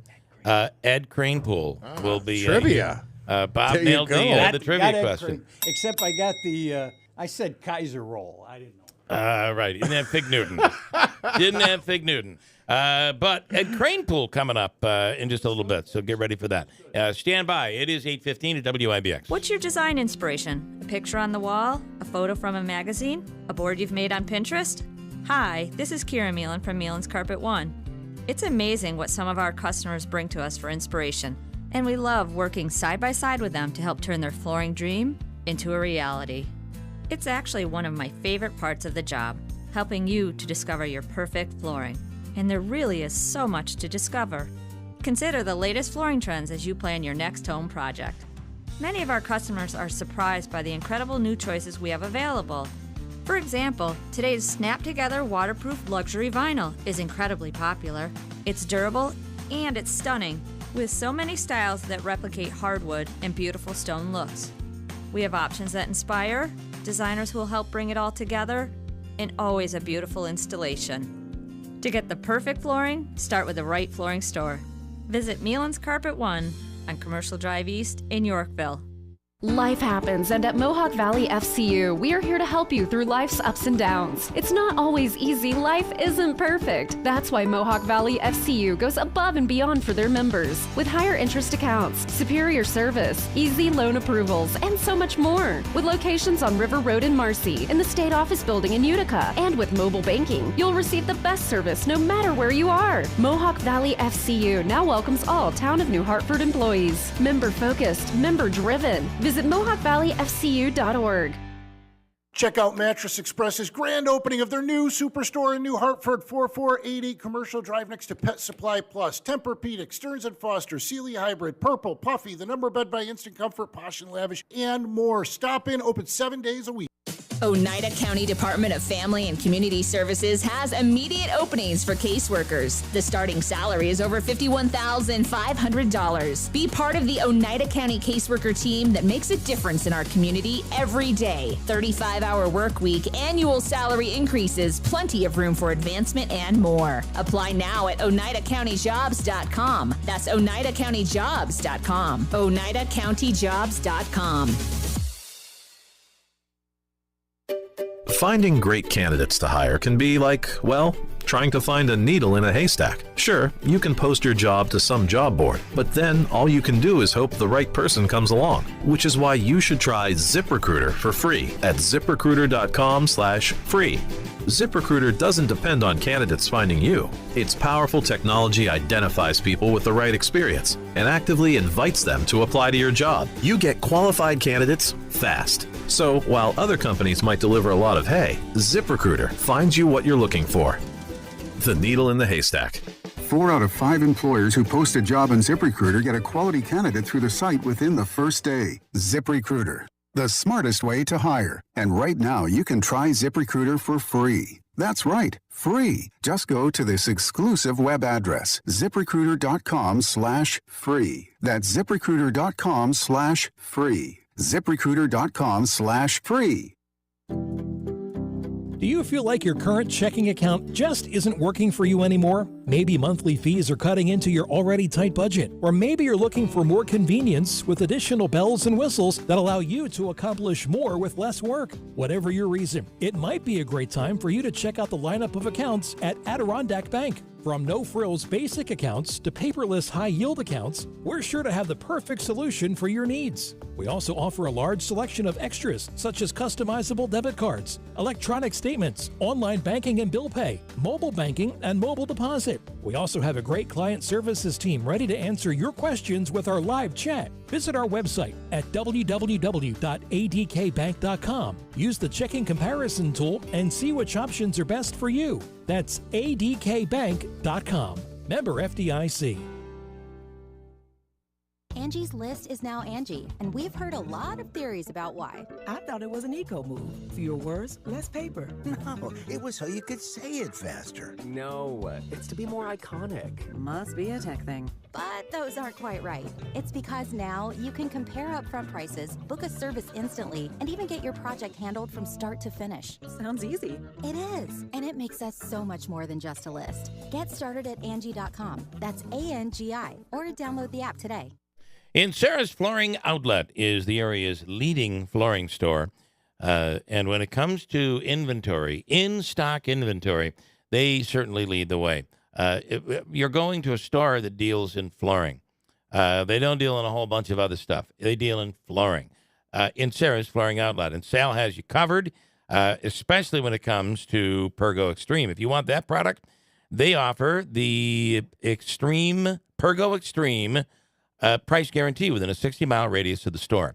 60 miles within the store, and there you go. You have the best price on Pergo Extreme. There's a deeper protection, a deeper warranty, worry-free for life, 100% dent-proof, waterproof, kid-proof, pet-proof. Say that about the other products. You can't.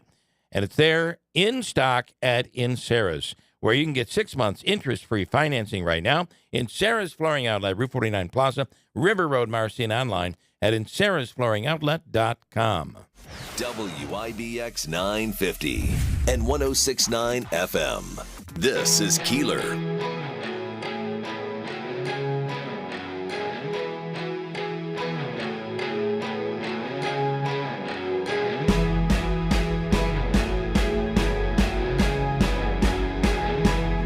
I want to tell you about Daylight Donuts also this morning. Chuck Sedella is, I don't know if you've heard, but he's hiring. They're looking for an assistant baker at Daylight Donuts in New Hartford. And if you don't have experience, they'll train you.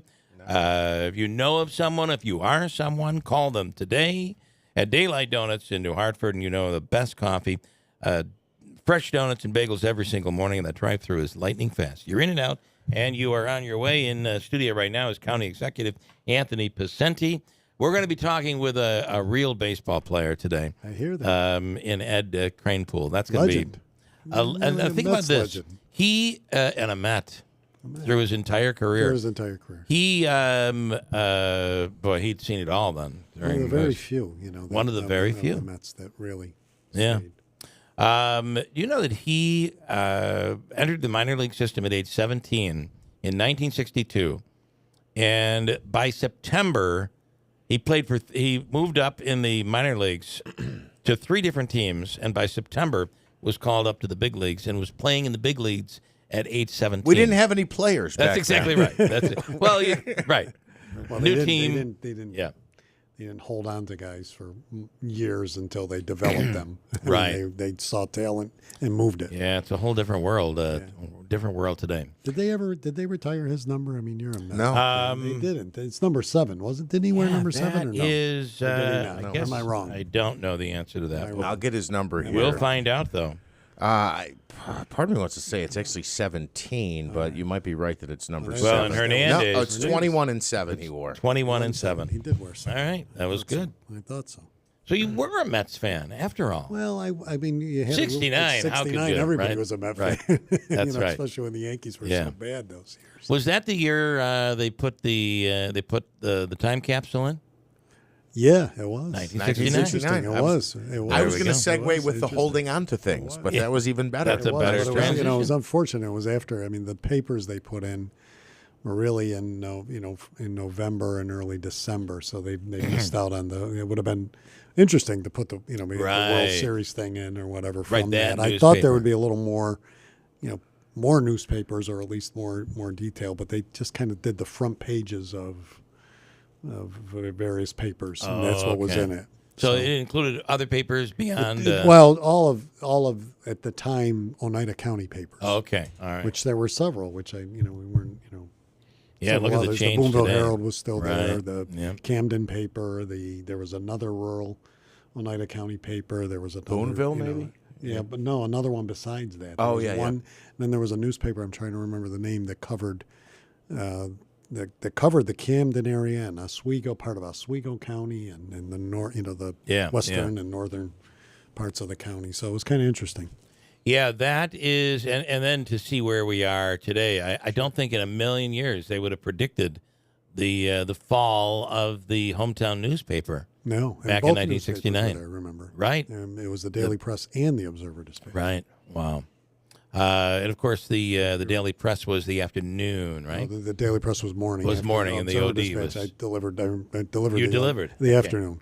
I want to think about that for a second. We were not only did we have a newspaper that printed every day that wasn't a pamphlet. We had one in the afternoon. You had 2, and and I can attest to carrying that. It was a full size paper too. Yeah. It wasn't as much as news as you got in the morning, you got it, and it wasn't the same. Right. That was the interesting. I mean, there were stories that they expanded upon, but you didn't get it wasn't in that case a replica paper. Right? It was a different paper. They had different reporters in the OD in the afternoon than they did in the press and stuff like that. So Now, did you?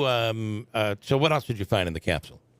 We found the budget from 1969. Remember how much? Obviously, we had. It was, the general fund. I had said that day because I looked quick when we were opening it up. I said the general fund was around $37 million. The total budget was 40 because of other funds. So I first said but 37, which is interesting when we're at 490. I was going to say they'd faint if they saw what you were spending Well, today. and that was and in 1969. I haven't gone through, and I've looked at those budgets before, over time, because we do have those still in place. But Medicaid had just begun, a couple years before, so it was really a small piece of the budget. Is that the single biggest cost in your aside from wages in your budget? Absolutely. Yeah, and then some. Yeah, absolutely. Hold on, I'm really looking here because I think, let's see, Biden was in his 50s in 1969. Pretty sure. Yeah. Well done. It's good. It's good. Looking at the timeline. It's good. Yeah. Do you know who left the time capsule, and did you know it was in that area? In other words, were you looking for it? No, we weren't, and we assumed that and I in my time in office, I tried to find out more about the county building and really about the history, when they went to a charter form of government in the 60s. I had the pleasure at the time to speak to the first county executive who I knew, who passed away several years back, but that was Chuck Lanigan. And Charles Lanigan, he was the first county executive. He had been mayor of Rome before that, and actually it went on to serve in the Rockefeller administration and other places there. But he explained to me, he talked to me about because it was he had become the first county executive, and there was no county office building. They were working out of the courthouse and in a series of rented buildings in downtown Utica. Literally, the Bank of Utica had some offices at one time. There was others on Charlotte Street. The courthouse was kind of the main focus because that's where the legislature met, but there wasn't a county office building in his vision, and others said that we're going to need this. And so that's when the beginning of the scope of the county office building was developed in the early 60s, and then moved forward. And there was still a board of supervisors at the time, which had 50 members as opposed to they went to 37 legislators after. And then obviously it's shrunk a couple times since. Yeah. And he explained how there was the dilemma of the size of the office building at that time. And he told me he wanted 12 floors. The board wanted 8. They compromised on 10. So that's where we kind of are. And there were other pieces that they didn't approve that he wanted to see, but I didn't. But he had not been county executive when it opened up. By that time, he had moved on, and it was Harry Daniels who was the county executive at the time of the building opening. So the two names you mentioned, Charles Lanigan, any relation to mayoral candidate? I don't believe it is. I can't answer that adequately. And then the Daniels who came after, any relation to Jeff Daniels, the county legislator? There was some, they always say distant, but I don't think they were actually close in that regard. Some comments. Mike says you've been carrying Pacenni's water so much you might as well star in the sequel of the movie Waterboy. Okay, all right. I would do that. And somebody else said here a comment. This came from Rome. Essentially, that there was a movie in the 50s, Gunga Din. Am I saying it right? Mm-hmm. Yeah. That he was assisting one of the armies, and he would always carry water to the soldiers, and he ended up dying while doing that task at one point. And they said it should be called Gunga Din in the morning. Something like Gunga that. Din in the First morning. knees with Gunga Din. I like it. Let's see. Somebody else. Rudy did not start that broken window program. Mayor Dinkins did. Came to fruition under Rudy Giuliani. That came from the Cardillo interview. And will they be, this is from Jeff, will they be scanning or photographing the papers from the capsule and posting them online for people to view? Well, we can do. That's a good idea. Yeah, that's a great idea. I thought Phil had posted them on our Facebook page. I have to check when we get in. But the other point I made at the meeting that day when we opened it is we're going to put them all back. We're going to restore them and add some new ones. To it. Add today's stories to Yeah. it, and some other. There was also a map of the county at that point, outlining pictures of various county structures that were built or were being developed in '69 in that era. Flow chart. There was a board of legislators meeting documents from then, and some other pieces. So and Phil, it looks like Phil did put up some photos of it, but not well enough that you could read it. And like I said, it's only the front. It's only the first and second page of the paper, so there's not a full-blown piece. County Executive Anthony Paceni, are you okay to hang with us through the hour? Because I want to bring in Ed Cranepool in a second. We'll take a quick break. And you might have a question. The fact that, listen, you got to have a good one considering you remembered his number. I did. Yeah, that was pretty good. Ed Cranepool, the great New York Met, coming up in just a second. If you have severe shoulder, neck, or back pain, there is help. You don't have to live with the pain. We're talking about Dr. Hyder at the Omni Surgery Center in the Utica Business Park, and the surgery center is on French Road. Their website is killpain.com. You can get rid of the pain. And I can tell you, I've witnessed firsthand how strategic and amazing Dr. Hyder is at eliminating pain. It's just incredible. It's where modern technology meets cutting-edge surgery. Call 315-765-8448 and schedule an appointment. The Omni Surgery Center with Dr. Hyder. Go to the website, killpain.com. Killpain.com. Adirondack Home Furniture is the area's go-to store for top-quality, durable, American-made pieces for any room. And all month long, Adirondack Home Furniture is having a summer sale event on select floor pieces. Stop in and check out their hot summer buys all month long through Labor Day weekend. Lowest prices of the season on all Flex Steel and Smith Brothers upholstery. Are you looking for a better night's sleep? Then check out their selection of Restonic mattresses or their private label fillable mattress line. Once you select the perfect piece for your space, they can deliver it locally free of charge, or you can pick it up from their showroom. So stop into Adirondack Home Furniture today for their summer sales event and save big on select floor pieces and take what you love home today. Adirondack Home Furniture in Riverside Center, Utica. Give them a call at 315-738-7817 or visit AdirondackHomeFurniture.com.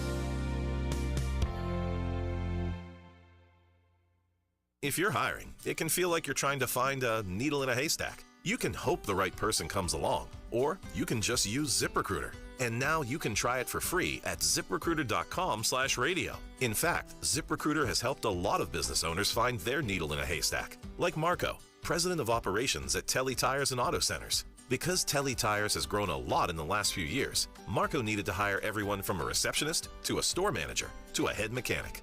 ZipRecruiter helps me find all the right people, even the most difficult jobs to fill. ZipRecruiter helps me keep my business running. Take it from Marco and millions of other businesses who've used ZipRecruiter. ZipRecruiter can help you find the needle in the haystack. See why 4 out of 5 employers who post a job on ZipRecruiter get a quality candidate within the first day. And right now, you can try ZipRecruiter for free. That's right, free at ZipRecruiter.com/radio. That's ZipRecruiter.com/RADIO. ZipRecruiter.com/radio. ZipRecruiter, the smartest way to hire. Hi, it's Jordan from Little Falls Lumber. Summer is a great time to freshen up the look of your home, and we have you covered. We stock a variety of name brand products from GAF shingles, LP vinyl siding, Sierra Pacific windows, to Moisture Shield composite decking, and premium grade pressure treated decking. We have options to fit any budget. Stop by one of our 3 convenient locations, Little Falls, Syracuse, and Schenectady, to see what we have in store, or visit us at littlefallslumber.com. Home and Hospital Medical Supply and the New Hartford Shopping Center proudly carries a wide selection of home medical equipment. Lift chairs to buy or rent, canes, crutches, walkers, powered scooters, braces, foot care products, and so much more. And if for some reason they don't carry the product you need, they'll custom order it at no extra charge. Mary and her experienced team are there to assist you Monday through Friday, 9 to 5, or call them 315-724-6767 and online at HNHMedicalNY.com. Home and Hospital Medical Supplies, we make life easier. WIBX 950 and 106.9 FM. This is Keeler. All right, we were talking with the, so very interesting that the county executive and the county found this this time capsule from 1969, and our next guest plays a big role in that year, Tony. Mm-hmm. But I had mentioned back in 1969, I wonder where Joe Biden was. So it turns out that Beau Biden, who was the son who passed away, Right. was born in 1969. But in 1970, Joe Biden was elected to the Newcastle County Town Council. Okay. So he wasn't was a quite county official. in, Man, that's but interesting. he had begun his by 1970 had begun his political career. And, of course, 1969, when that time capsule was found, was an amazing year for this man and the New York Mets. Ed Kranepool, former Met, on the line now. Good morning. Good morning. It's a pleasure to be on. I was watching the game the other day. Most times when the TV broadcast team comes out and they interview a former Met, it's all, happy talk. But you put it so well by saying these guys, there's no leadership out there. They're all playing for themselves. I thought that was pretty profound. I believe you're right. Well, it's been a tough year for them. They started out, losing their relief pitcher, and then everything got worse after that. It's been a tough year. They tried to buy a ball club. They couldn't do it. Now they're releasing some of these guys. They're trading them off, and they're going to start all over. So Mr. Cohn has had a tough year. Please don't laugh at me, but I'm there's 7 games out of a wild card spot. They just took 2 of 3 from Chicago. If we can go into this weekend and beat up on the Braves, I got to tell you, I think there's a path to maybe a playoff game or two. So. Well, I thought there was when we started moving guys around. It looked like some of the pitchers were coming around, and of course, you bought those fellows. They're the ones that have to lead you to the promised land, but they didn't, and now they're still doing it with the young guys. So let's see what happens.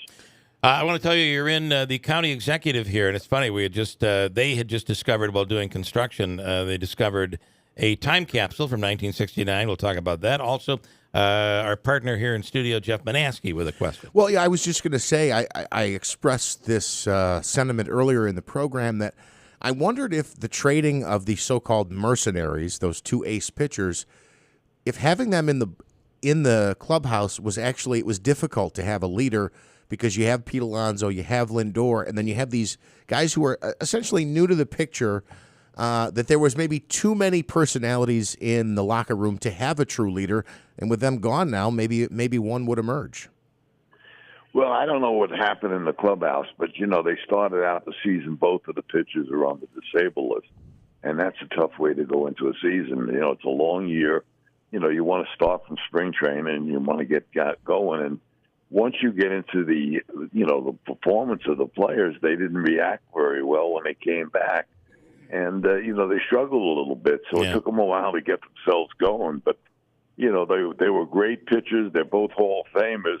They're going to lead somebody to victory. I agree with that, and very interesting. I want to go back to when you started, 1962. It was the Mets' debut year. You were in the farm system. And you ended up moving up and then moving up and then moving up. And finally, by September, at the age of 17, you moved up to the big club. That had to be an amazing progression during that first year of professional baseball for you. Well, when you sign a contract, you expect to get to the major leagues. That's the reason signing. But it took me actually 2 days. I signed the contract after graduating high school, and 2 days later, I was in California in Sandy Koufax. Wow. Starts my career off by pitching a no-hitter and striking out 13. So I knew I was in for a long, tough career. Yeah. I didn't know how long, and I didn't know how tough it was going to be. That's wild. I have to say that I worked with the Little Falls Mets when they were up here in upstate New York along the New York State Thruway. And that year, 1984, I believe they won. And Buddy Harrelson was the manager. Al Jackson was the pitching coach. What a pleasure that was to enjoy a summer with those two guys. You had some legends on that team. Well, we had a lot of older players back in the early years. Al Jackson was a good friend of mine. He lived near me in Long Island, and so did Buddy Harrelson. They were both from Long Island. They both did a great job for the organization. But we lived together, we traveled together, we stayed a lot of years together on the same team. So we had a good friendship going, and it's great to, see these guys have great careers. And, the Mets are going to have to rebuild again, and here we go. And I hope it takes a shorter amount of time than it did the first time around. It is disappointing when, this was the year. And it starts out with the loss of Diaz. But listen, we're Mets fans here, so we certainly understand it. What do you think of the game? We're talking about robotic umpiring, computerized umpiring. There's the shift. Well, you can't do that anymore. There's the ghost runner on second, et cetera, and all the analytics. What are your thoughts of this current game of baseball today? Well, I think you got to go back to the old days, where you played the game. You had men on base. They work their way on. You don't put a guy on second and extra innings. People like that. That's the game of baseball. All you have to do is get the pitchers to throw the ball and the guys in the plate, swing the bat, and hit the ball, run around the bases, have a good time. That's the old game of baseball, and that's the way it should be. Yeah. I was just up in the Syracuse, Binghamton area this weekend promoting my book, and people still love the game. They came out to the ballpark, they enjoyed themselves, and that's what you want to see. Yeah. County Executive Anthony Pacini, who, by the way, I want to warn you, He's a Yankee fan. So Well, so was I, so it doesn't matter to me. Oh, there you go. At this stage, I watch all the New York clubs. All right. Great to talk to you. I guess I just would ask, as you talk about the game, the whole interleague play, because when you were in the World Series in 69, 73, I mean, you never saw those teams until the World Series. And how do you feel about now they're playing, every team plays everybody? I mean, what's your thoughts on that? Well, I think it took a little something away from the game that you play them so many times during the year, and so everyone knows each other. But the game should be up to the fans. If the commissioner wants to make a change in the scheduling or how they play the game, you ought to ask the fans what they're looking to see and how they want to play the game. But let's speed it up. I think I like that they move the game along. We used to play and win or lose in 2.5 hours. Right. And then it got to a 4-hour situation, and the fans got a little annoyed with that. But I see it's gone back, and I think they're enjoying themselves. Let's see how the playoff runs. Yeah.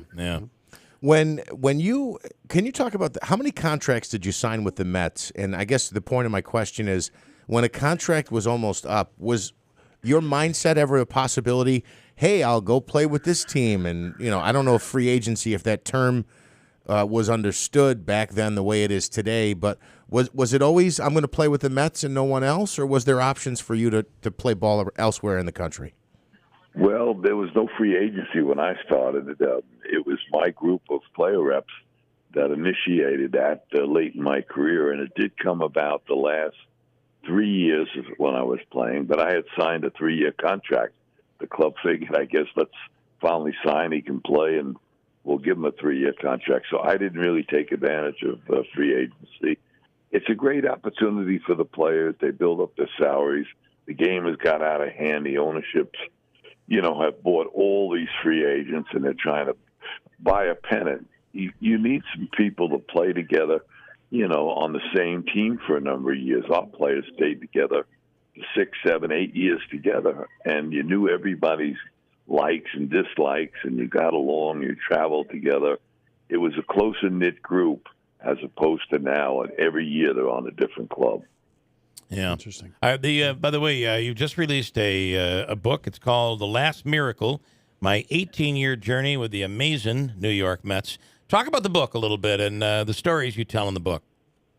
Well, the book was fun, and I enjoyed doing it a little bit during COVID, and we finished it up this year. And I'm the only guy left since Ralph Kiner passed on that can tell about the stories going on in the Mets in '62. And as you're building a ball club and adding players like Seaver and Kuzman and some great young players at the Met organization and finally winning the pennant. So I figured it was time to tell the fans about it, enjoy it, let them have some fun, and go on with my career. Yeah. By the way, it's The Last Miracle, My 18-Year Journey with the Amazing New York Mets. And you can pick it up wherever you get your books, Amazon and all over. I want to also say that Don Leibel, who's written a piece on you, set this up. I want to bring Don in, if we can, from nearby Florida. Don, I don't know if you have a question for Ed Kranepool, but go ahead, Don. Good morning. It's a pleasure and an honor. What I like to say when I think of Ed Kranepool, two things. Growing up as a child in Queens, New York, I had two favorite baseball players, and they are today, Bud Harrelson and Eddie Kranepool, because they were the stalwarts of the Mets organization. They were there the bad days, the pre-Gil Hodges days. They were there for the great days. But when I would consider, and I think I could sit down and argue with anybody, if you go from the year 1900 to the year 1999, and you said pick the greatest sports moment in New York City history, I will argue that it's the Mets winning the World Series in '69 as the single greatest sports moment in 100 years of New York City. Yeah, boy. Ed, do you agree with that? I do, because I think we caught everybody by surprise, and we turned everything around. There were so many things happening in New York in '69 that people don't forget the World Series, and they want to talk about what went on and who was there and who's got the dirt and who grabbed the seeds, and everybody was there at the ballpark, and we can share it with everybody. Yeah. And Bill, another great moment that Ed experienced that nobody today could ever experience again. And I mentioned this to him the other day when we spoke. In 1969, the Mets are playing the game in Montreal. Their plane is having mechanical problems. They're stuck at the airport. The players are at the bar. What are they watching on television? The first man landing on the moon. Wow. I mean, that's one of those things you learn. You never forget where you are when something, famous like that happens. But anyway, this book is so honest. I told Ed, I said, if I have to describe this book, one word, honesty. He goes into everything from Gil Hodges to Joe Torre, his relationship with Tug McGraw, Ron Swoboda. Gil Hodges, there were so many questions about what went on between the two of them. They were teammates, then Gil was his manager. This takes you to journey throughout the Mets history, and as someone who thought that, I kind of know a little bit, maybe I know everything, I didn't know a lot of things I learned in this book. Yeah. Ed, I wanted to ask you before we let you go, was it Buddy Harrelson that punched Pete Rose, or did Pete Rose punch Buddy Harrelson? I'll tell you what, I don't know. I'm just out in left field. You couldn't tell that, but of course, Pete should have slid second base. He was out by 10, 15 feet, but he was trying to ignite the Cincinnati Reds. They were a little upset that they were losing to the lowly New York Mets in '73. It was a great opportunity for us. Yeah. And Buddy, just stood his ground. He should have got out of the way, but you know what? You forget who's running. Pete Rose is a hard-nosed player, and they were the best of friends in the later years. Well, that's pretty awesome. The book is a must-have, The Last Miracle, My 18-Year Journey with the Amazing New York Mets. Ed Kranepool, thank you so much for taking the time with us this morning. Thank you, sir. Thank you very much. Have a good day. All right, you do the same. Don, thank you as well. And you can read all about Don's version of his interview with Ed up on our website at WIBX950.com. We'll finish up with the county executive in just a second. Stand by. 8:49 at WIBX. Do you feel like your current checking account just isn't working for you anymore? Maybe monthly fees are cutting into your already tight budget. Or maybe you're looking for more convenience with additional bells and whistles that allow you to accomplish more with less work. Whatever your reason, it might be a great time for you to check out the lineup of accounts at Adirondack Bank. From no-frills basic accounts to paperless high-yield accounts, we're sure to have the perfect solution for your needs. We also offer a large selection of extras such as customizable debit cards, electronic statements, online banking and bill pay, mobile banking, and mobile deposit. We also have a great client services team ready to answer your questions with our live chat. Visit our website at www.adkbank.com. Use the checking comparison tool and see which options are best for you. That's adkbank.com. Member FDIC. The Rome Capitol Theater invites you to Capitol Fest 20, Friday, August 11th through Sunday, August 13th, featuring movies from 1921 to 1942. Most movies projected on 35mm film. This year's tribute star is Mary Hester. Most movies are from the talkie era. 6 silent films will be accompanied live on the Capitol's 1928 Moeller organ. Capitol Fest 20, Friday through Sunday at the Rome Capitol Theater. Brought to you by Bank of Utica. Hi, it's Jordan from Little Falls Lumber. Summer is a great time to freshen up the look of your home, and we have you covered. We stock a variety of name brand products from GAF shingles, LP vinyl siding, Sierra Pacific windows, to Moisture Shield composite decking, and premium grade pressure treated decking. We have options to fit any budget. Stop by one of our 3 convenient locations, Little Falls, Syracuse, and Schenectady, to see what we have in store, or visit us at littlefallslumber.com. River Hills Properties continues to be the fastest growing real estate company here in Central New York. But right now, coming from an agency that was completely unknown 15 years ago, today, with just 2 agents, by the way, it was just Bill and Robin, 1 agent technically. Today, after these years, River Hills Properties is the #1 independent real estate agency in all of Central New York. #1. #2, when you count the chains. It's a big deal, and it's all about the big deal they offer. It's the services, the extra things they do for anyone looking to buy or sell a home. Your listing agent is at your home every time the house is shown. There is never a situation where someone is able to get in and tour your house without your listing agent there making sure questions are answered, the lights are on, and everything is ready to be shown, so you're always putting your best foot forward. In Barneville, Little Falls, Utica, and serving all of upstate New York is River Hills Properties. Online, riverhillspropertiesllc.com.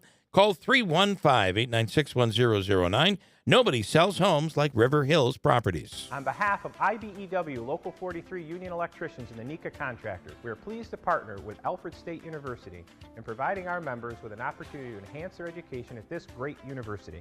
Alfred State is proud to strengthen our long history of working with unions to create non-traditional pathways for career advances in the skilled trades. Central New York's future is bright, and the IBEW Local 43 and NECA will continue to help light, power, and grow Central New York. WIBX 950 and 106.9 FM. This is Keeler. Portions of the program brought to you by Steve Ponte Mazda, Commercial Drive in Yorkville. 2.9% APR financing up to 36 months right now on new 2023 Mazda CX-30s, CX-5s, and CX-50s. Enjoy 0% APR financing up to 36 months on new 2023 Mazda CX-9s. First place nationally in customer service, Steve Ponte Mazda, Commercial Drive in Yorkville. Manaski with some comments over there. All right. Well, do you want this here from Lance and Lee? He said, I have a question for Bill's buddy. That would be the county executive. I thought he meant Ed Kranepool. Oh, okay. No, okay. Yeah, because how much money did the county use of ARPA funding for Rome Hospital compared to MVHS? My guess is $0 compared to many millions. $3 million. You spent $3 million on Rome. Rome Health. And how much funding was used to help MVHS? To help MVHS, I mean, we're building a parking garage with MVHS in conjunction with them, so it's a joint venture. So, but it's a public benefit as well because it's a parking issue. But we didn't give direct money to the hospital system the way we gave money to Rome Health. So it's actually the opposite of what he was suggesting. Well, right? I mean, look, you can, and I don't want to downplay it. I mean, there's clearly a benefit to MVHS in what we're doing in building a parking garage, next to the hospital, but that will also benefit the Aud and Nexus and all of the other, downtown area. But it's also a shared cost, so it's not just on our dime. And I know everybody thinks that. I mean, we did outlay a significant amount of money. We do have a share in that. We did use ARPA money for that because the city had backed out, and we were forced to use about $10 million or $12 million of ARPA money for that. I do think the for the hospital or the garage. The garage. For the garage. I think the importance of Rome Memorial Hospital is so much greater today when you think about. MVHS is going to be much larger, but there used to be 3 hospitals in Utica. There used to be, right. Every small community, the smaller communities, all had hospitals, and those, for the most part, are gone today. Rome becomes a very important piece to the puzzle. And if you go back in history, we talk about county history, the county government actually funded some of Rome Hospital. One of the wings, they built one of the wings many years ago, long before my time at Rome Hospital. And, then since then it's changed, in terms of its process and in terms of its ownership and operation. But we do need, and that's why it's important. We do need Rome Health. Yeah. It's important for that community, but for the western part of the county and for the northern part to some points too. So that, you just cannot survive with one hospital system. And now that you're changing, the overall focus of it, it's important that we continue to support both of them. I know there's an issue in Rome between the mayor and the council over ARPA funding and projects that the mayor has put forward. One of those, which we didn't talk with Mayor Izzo about this morning, but I would like your take on, and I think it's extremely important, is they're talking about a dental hygienist program that they would put together using ARPA funds at the Rome campus. I kind of feel like, number one, that would benefit. It's a partnership with us. Actually, we are included in that. I put aside $1.5 million towards that program. mayor we had met, the mayor and I, over a year ago with MVCC and with the Dental Association of Central New York, of this area, to talk about the need and to resurrect, really, because there was a program many years ago. It kind of fell by the wayside, funding cuts and different things. But there's a great need for it. The dentists in our area speak of it often, and it is a great program, and it's a great career. And we want to get it back up and running. And the mayor had made a commitment with us that we would use ARPA money for that, for that purpose. And when you look at ARPA money, it is for healthcare primarily. It's kind of, that's the focus of where it goes, whether it's on, capital investment or whether it's in the academia or other training of sorts. So, I'm very invested in that, and would hope that the council would see the light that this is a benefit, and it's in Rome. It would be located at the Rome campus. Well, and I would think that would also help continue to keep that Rome campus viable. That's very important. We've invested looking at community millions colleges. In my time. We just in my early years we expanded the Rome campus and to the tune of about $30 million in conjunction with the state, obviously half and half. But it has a great culinary program, and has the avionics program, but it has all other pieces. But the dental piece would be a real significant addition. Then we want to ask you about the survey that you did. Sure. Well, the survey I talked about, the state of the county, Nexus, came upon us, as long as it took us to build, but then it opened right away, and there we were right in the midst of it. So trying to look at and really, looking at the number of states that have, or people from different states that have visited. And we keep hearing stories about, we knew about Nexus, we heard about Nexus, that it was being built, and can't tell you how many people, contact our office, and contact through Rob and everybody else, that how great it is and how they really love the facility. Now it's about what else are we going to do down there and what else is necessary. So we want to hear from people that come and visit it. What was your experience? Where did you stay? What did you do? What would you like to do? Yeah. What's missing? What's missing? Yeah. What would you like to see closer? What would you like to see in the area? Because we have a lot of space there that we can develop. So, I think, it's important to hear from people rather than as everybody thinks that we just go out and make decisions and we do, want to hear from people, and that's what Nexus and the whole entertainment and sports district is about. I bet most of them are saying, "Where's a casino? We need a casino." If it was multiple choice, it's not a multiple was choice. One of the options. There's no suggesting anything. There's no.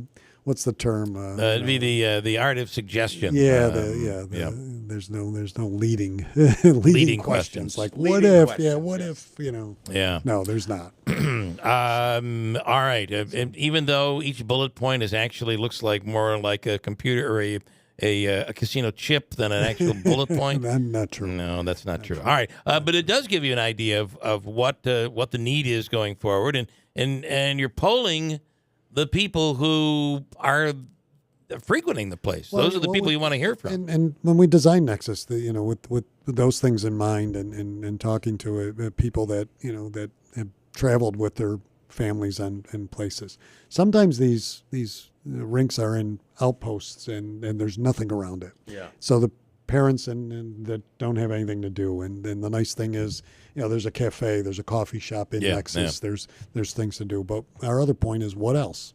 Yeah. What else can we build? And the other thing coming up, and we're going to talk more about this in the next couple of months, is the USA Hockey next year, the international group that is putting on the women's gold medal competition or gold medal games that'll be in April is going to be a really big event, and we're going to be talking more about that. So we also want to hear from people what, I know we don't have a lot of time between now and then to do it, but it'd be nice to kind of see as we unveil that, as we put on that big event, kind of a taste of what else we could put in that district. Two thoughts real quick. One, it's a good thing. And I'm sure many of the visitors know this, but you're not far from North Genesee Street, which is got a lot of restaurants there. Mm-hmm. So for eateries, there are some options. But the other thing is, I would have to imagine some of these parents, when they're traveling, they have other children, right? Sure, Younger children. sure. So Exactly. maybe a child venue where you can take the 5-year-old or the 8-year-old while the teenagers playing the hockey game, something Sure, like that. and because they do come in caravans of groups and people and from the same area and families join together. So there is an issue of, again, what else can they do and what do they do during their downtime, because you have a lot of games in that time period, but a team may play at 8 a.m. and may not play again until 7 at night. And what do you do in that meantime? I do have to say, I had a son in travel baseball, and he had a brother and a sister who just sat there all weekend long. Yeah, and loved it was right? Oh, they loved it. They could. Oh, great! We get to go again. So there is that's a good point. I think. All right, County Executive Anthony Pacini, thank you for the time. Great. Glad you were here to ask some. And by the way, being a fan of baseball, you knew his number. You got to ask a question. We appreciate that. No, it's always great.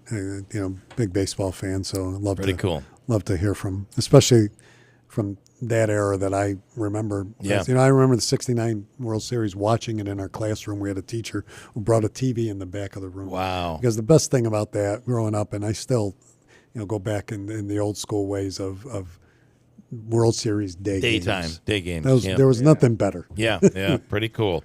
All right, thank you so much. We appreciate it. By the way, you're about to get a new manager, it sounds like. We'll see what happens in Aaron Boone. The Falcon Clinic in Washington Mills is accepting new patients right now if you're looking for a new family doctor. And that's oftentimes hard to find these days.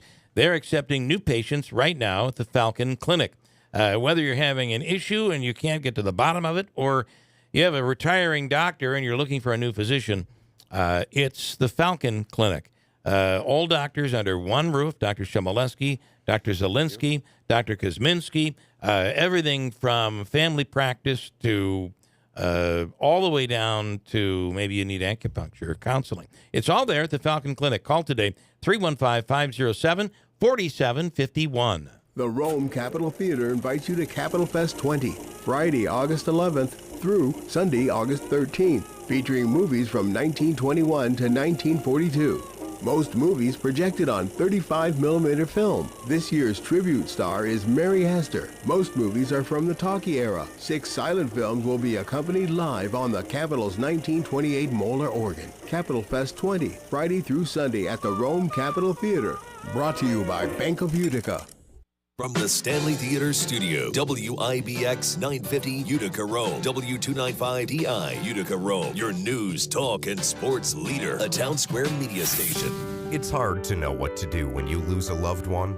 You want to provide a lasting tribute, but you need someone you can trust to help you navigate all the options. Mohawk Valley Monuments has been providing comfort and delivering quality memorials in our community for the last 85 years. Hi, I'm Benjamin Morgan. And I'm Nicole Cornacchia Morgan. Owners of Mohawk Valley Monuments. We pride ourselves in continuing to deliver the highest standards of workmanship and customer service. We strive to make things easier for you while still showing your family the utmost of respect. Start a conversation about your wishes to help make it even easier on your loved ones. Call us today and we'll get prepared together. Mohawk Valley Monuments has experience with all the local cemeteries. From simple grave markings to intricate family mausoleums, they give everyone the same personalized service. For expert memorial design, call today, 315-724-7629, or go to mvmonuments.com. Mohawk Valley Monuments, LLC, Old Route 5S, just past the Kitless Restaurant in Frankfort. If you're hiring, it can feel like you're trying to find a needle in a haystack. You can hope the right person comes along, or you can just use ZipRecruiter. And now you can try it for free at ZipRecruiter.com/radio. In fact, ZipRecruiter has helped a lot of business owners find their needle in a haystack, like Marco, president of operations at Telly Tires and Auto Centers. Because Telly Tires has grown a lot in the last few years, Marco needed to hire everyone from a receptionist to a store manager to a head mechanic. ZipRecruiter helps me find all the right people, even the most difficult jobs to fill. ZipRecruiter helps me keep my business running. Take it from Marco and millions of other businesses who've used ZipRecruiter. ZipRecruiter can help you find the needle in the haystack. See why 4 out of 5 employers who post a job on ZipRecruiter get a quality candidate within the first day. And right now, you can try ZipRecruiter for free.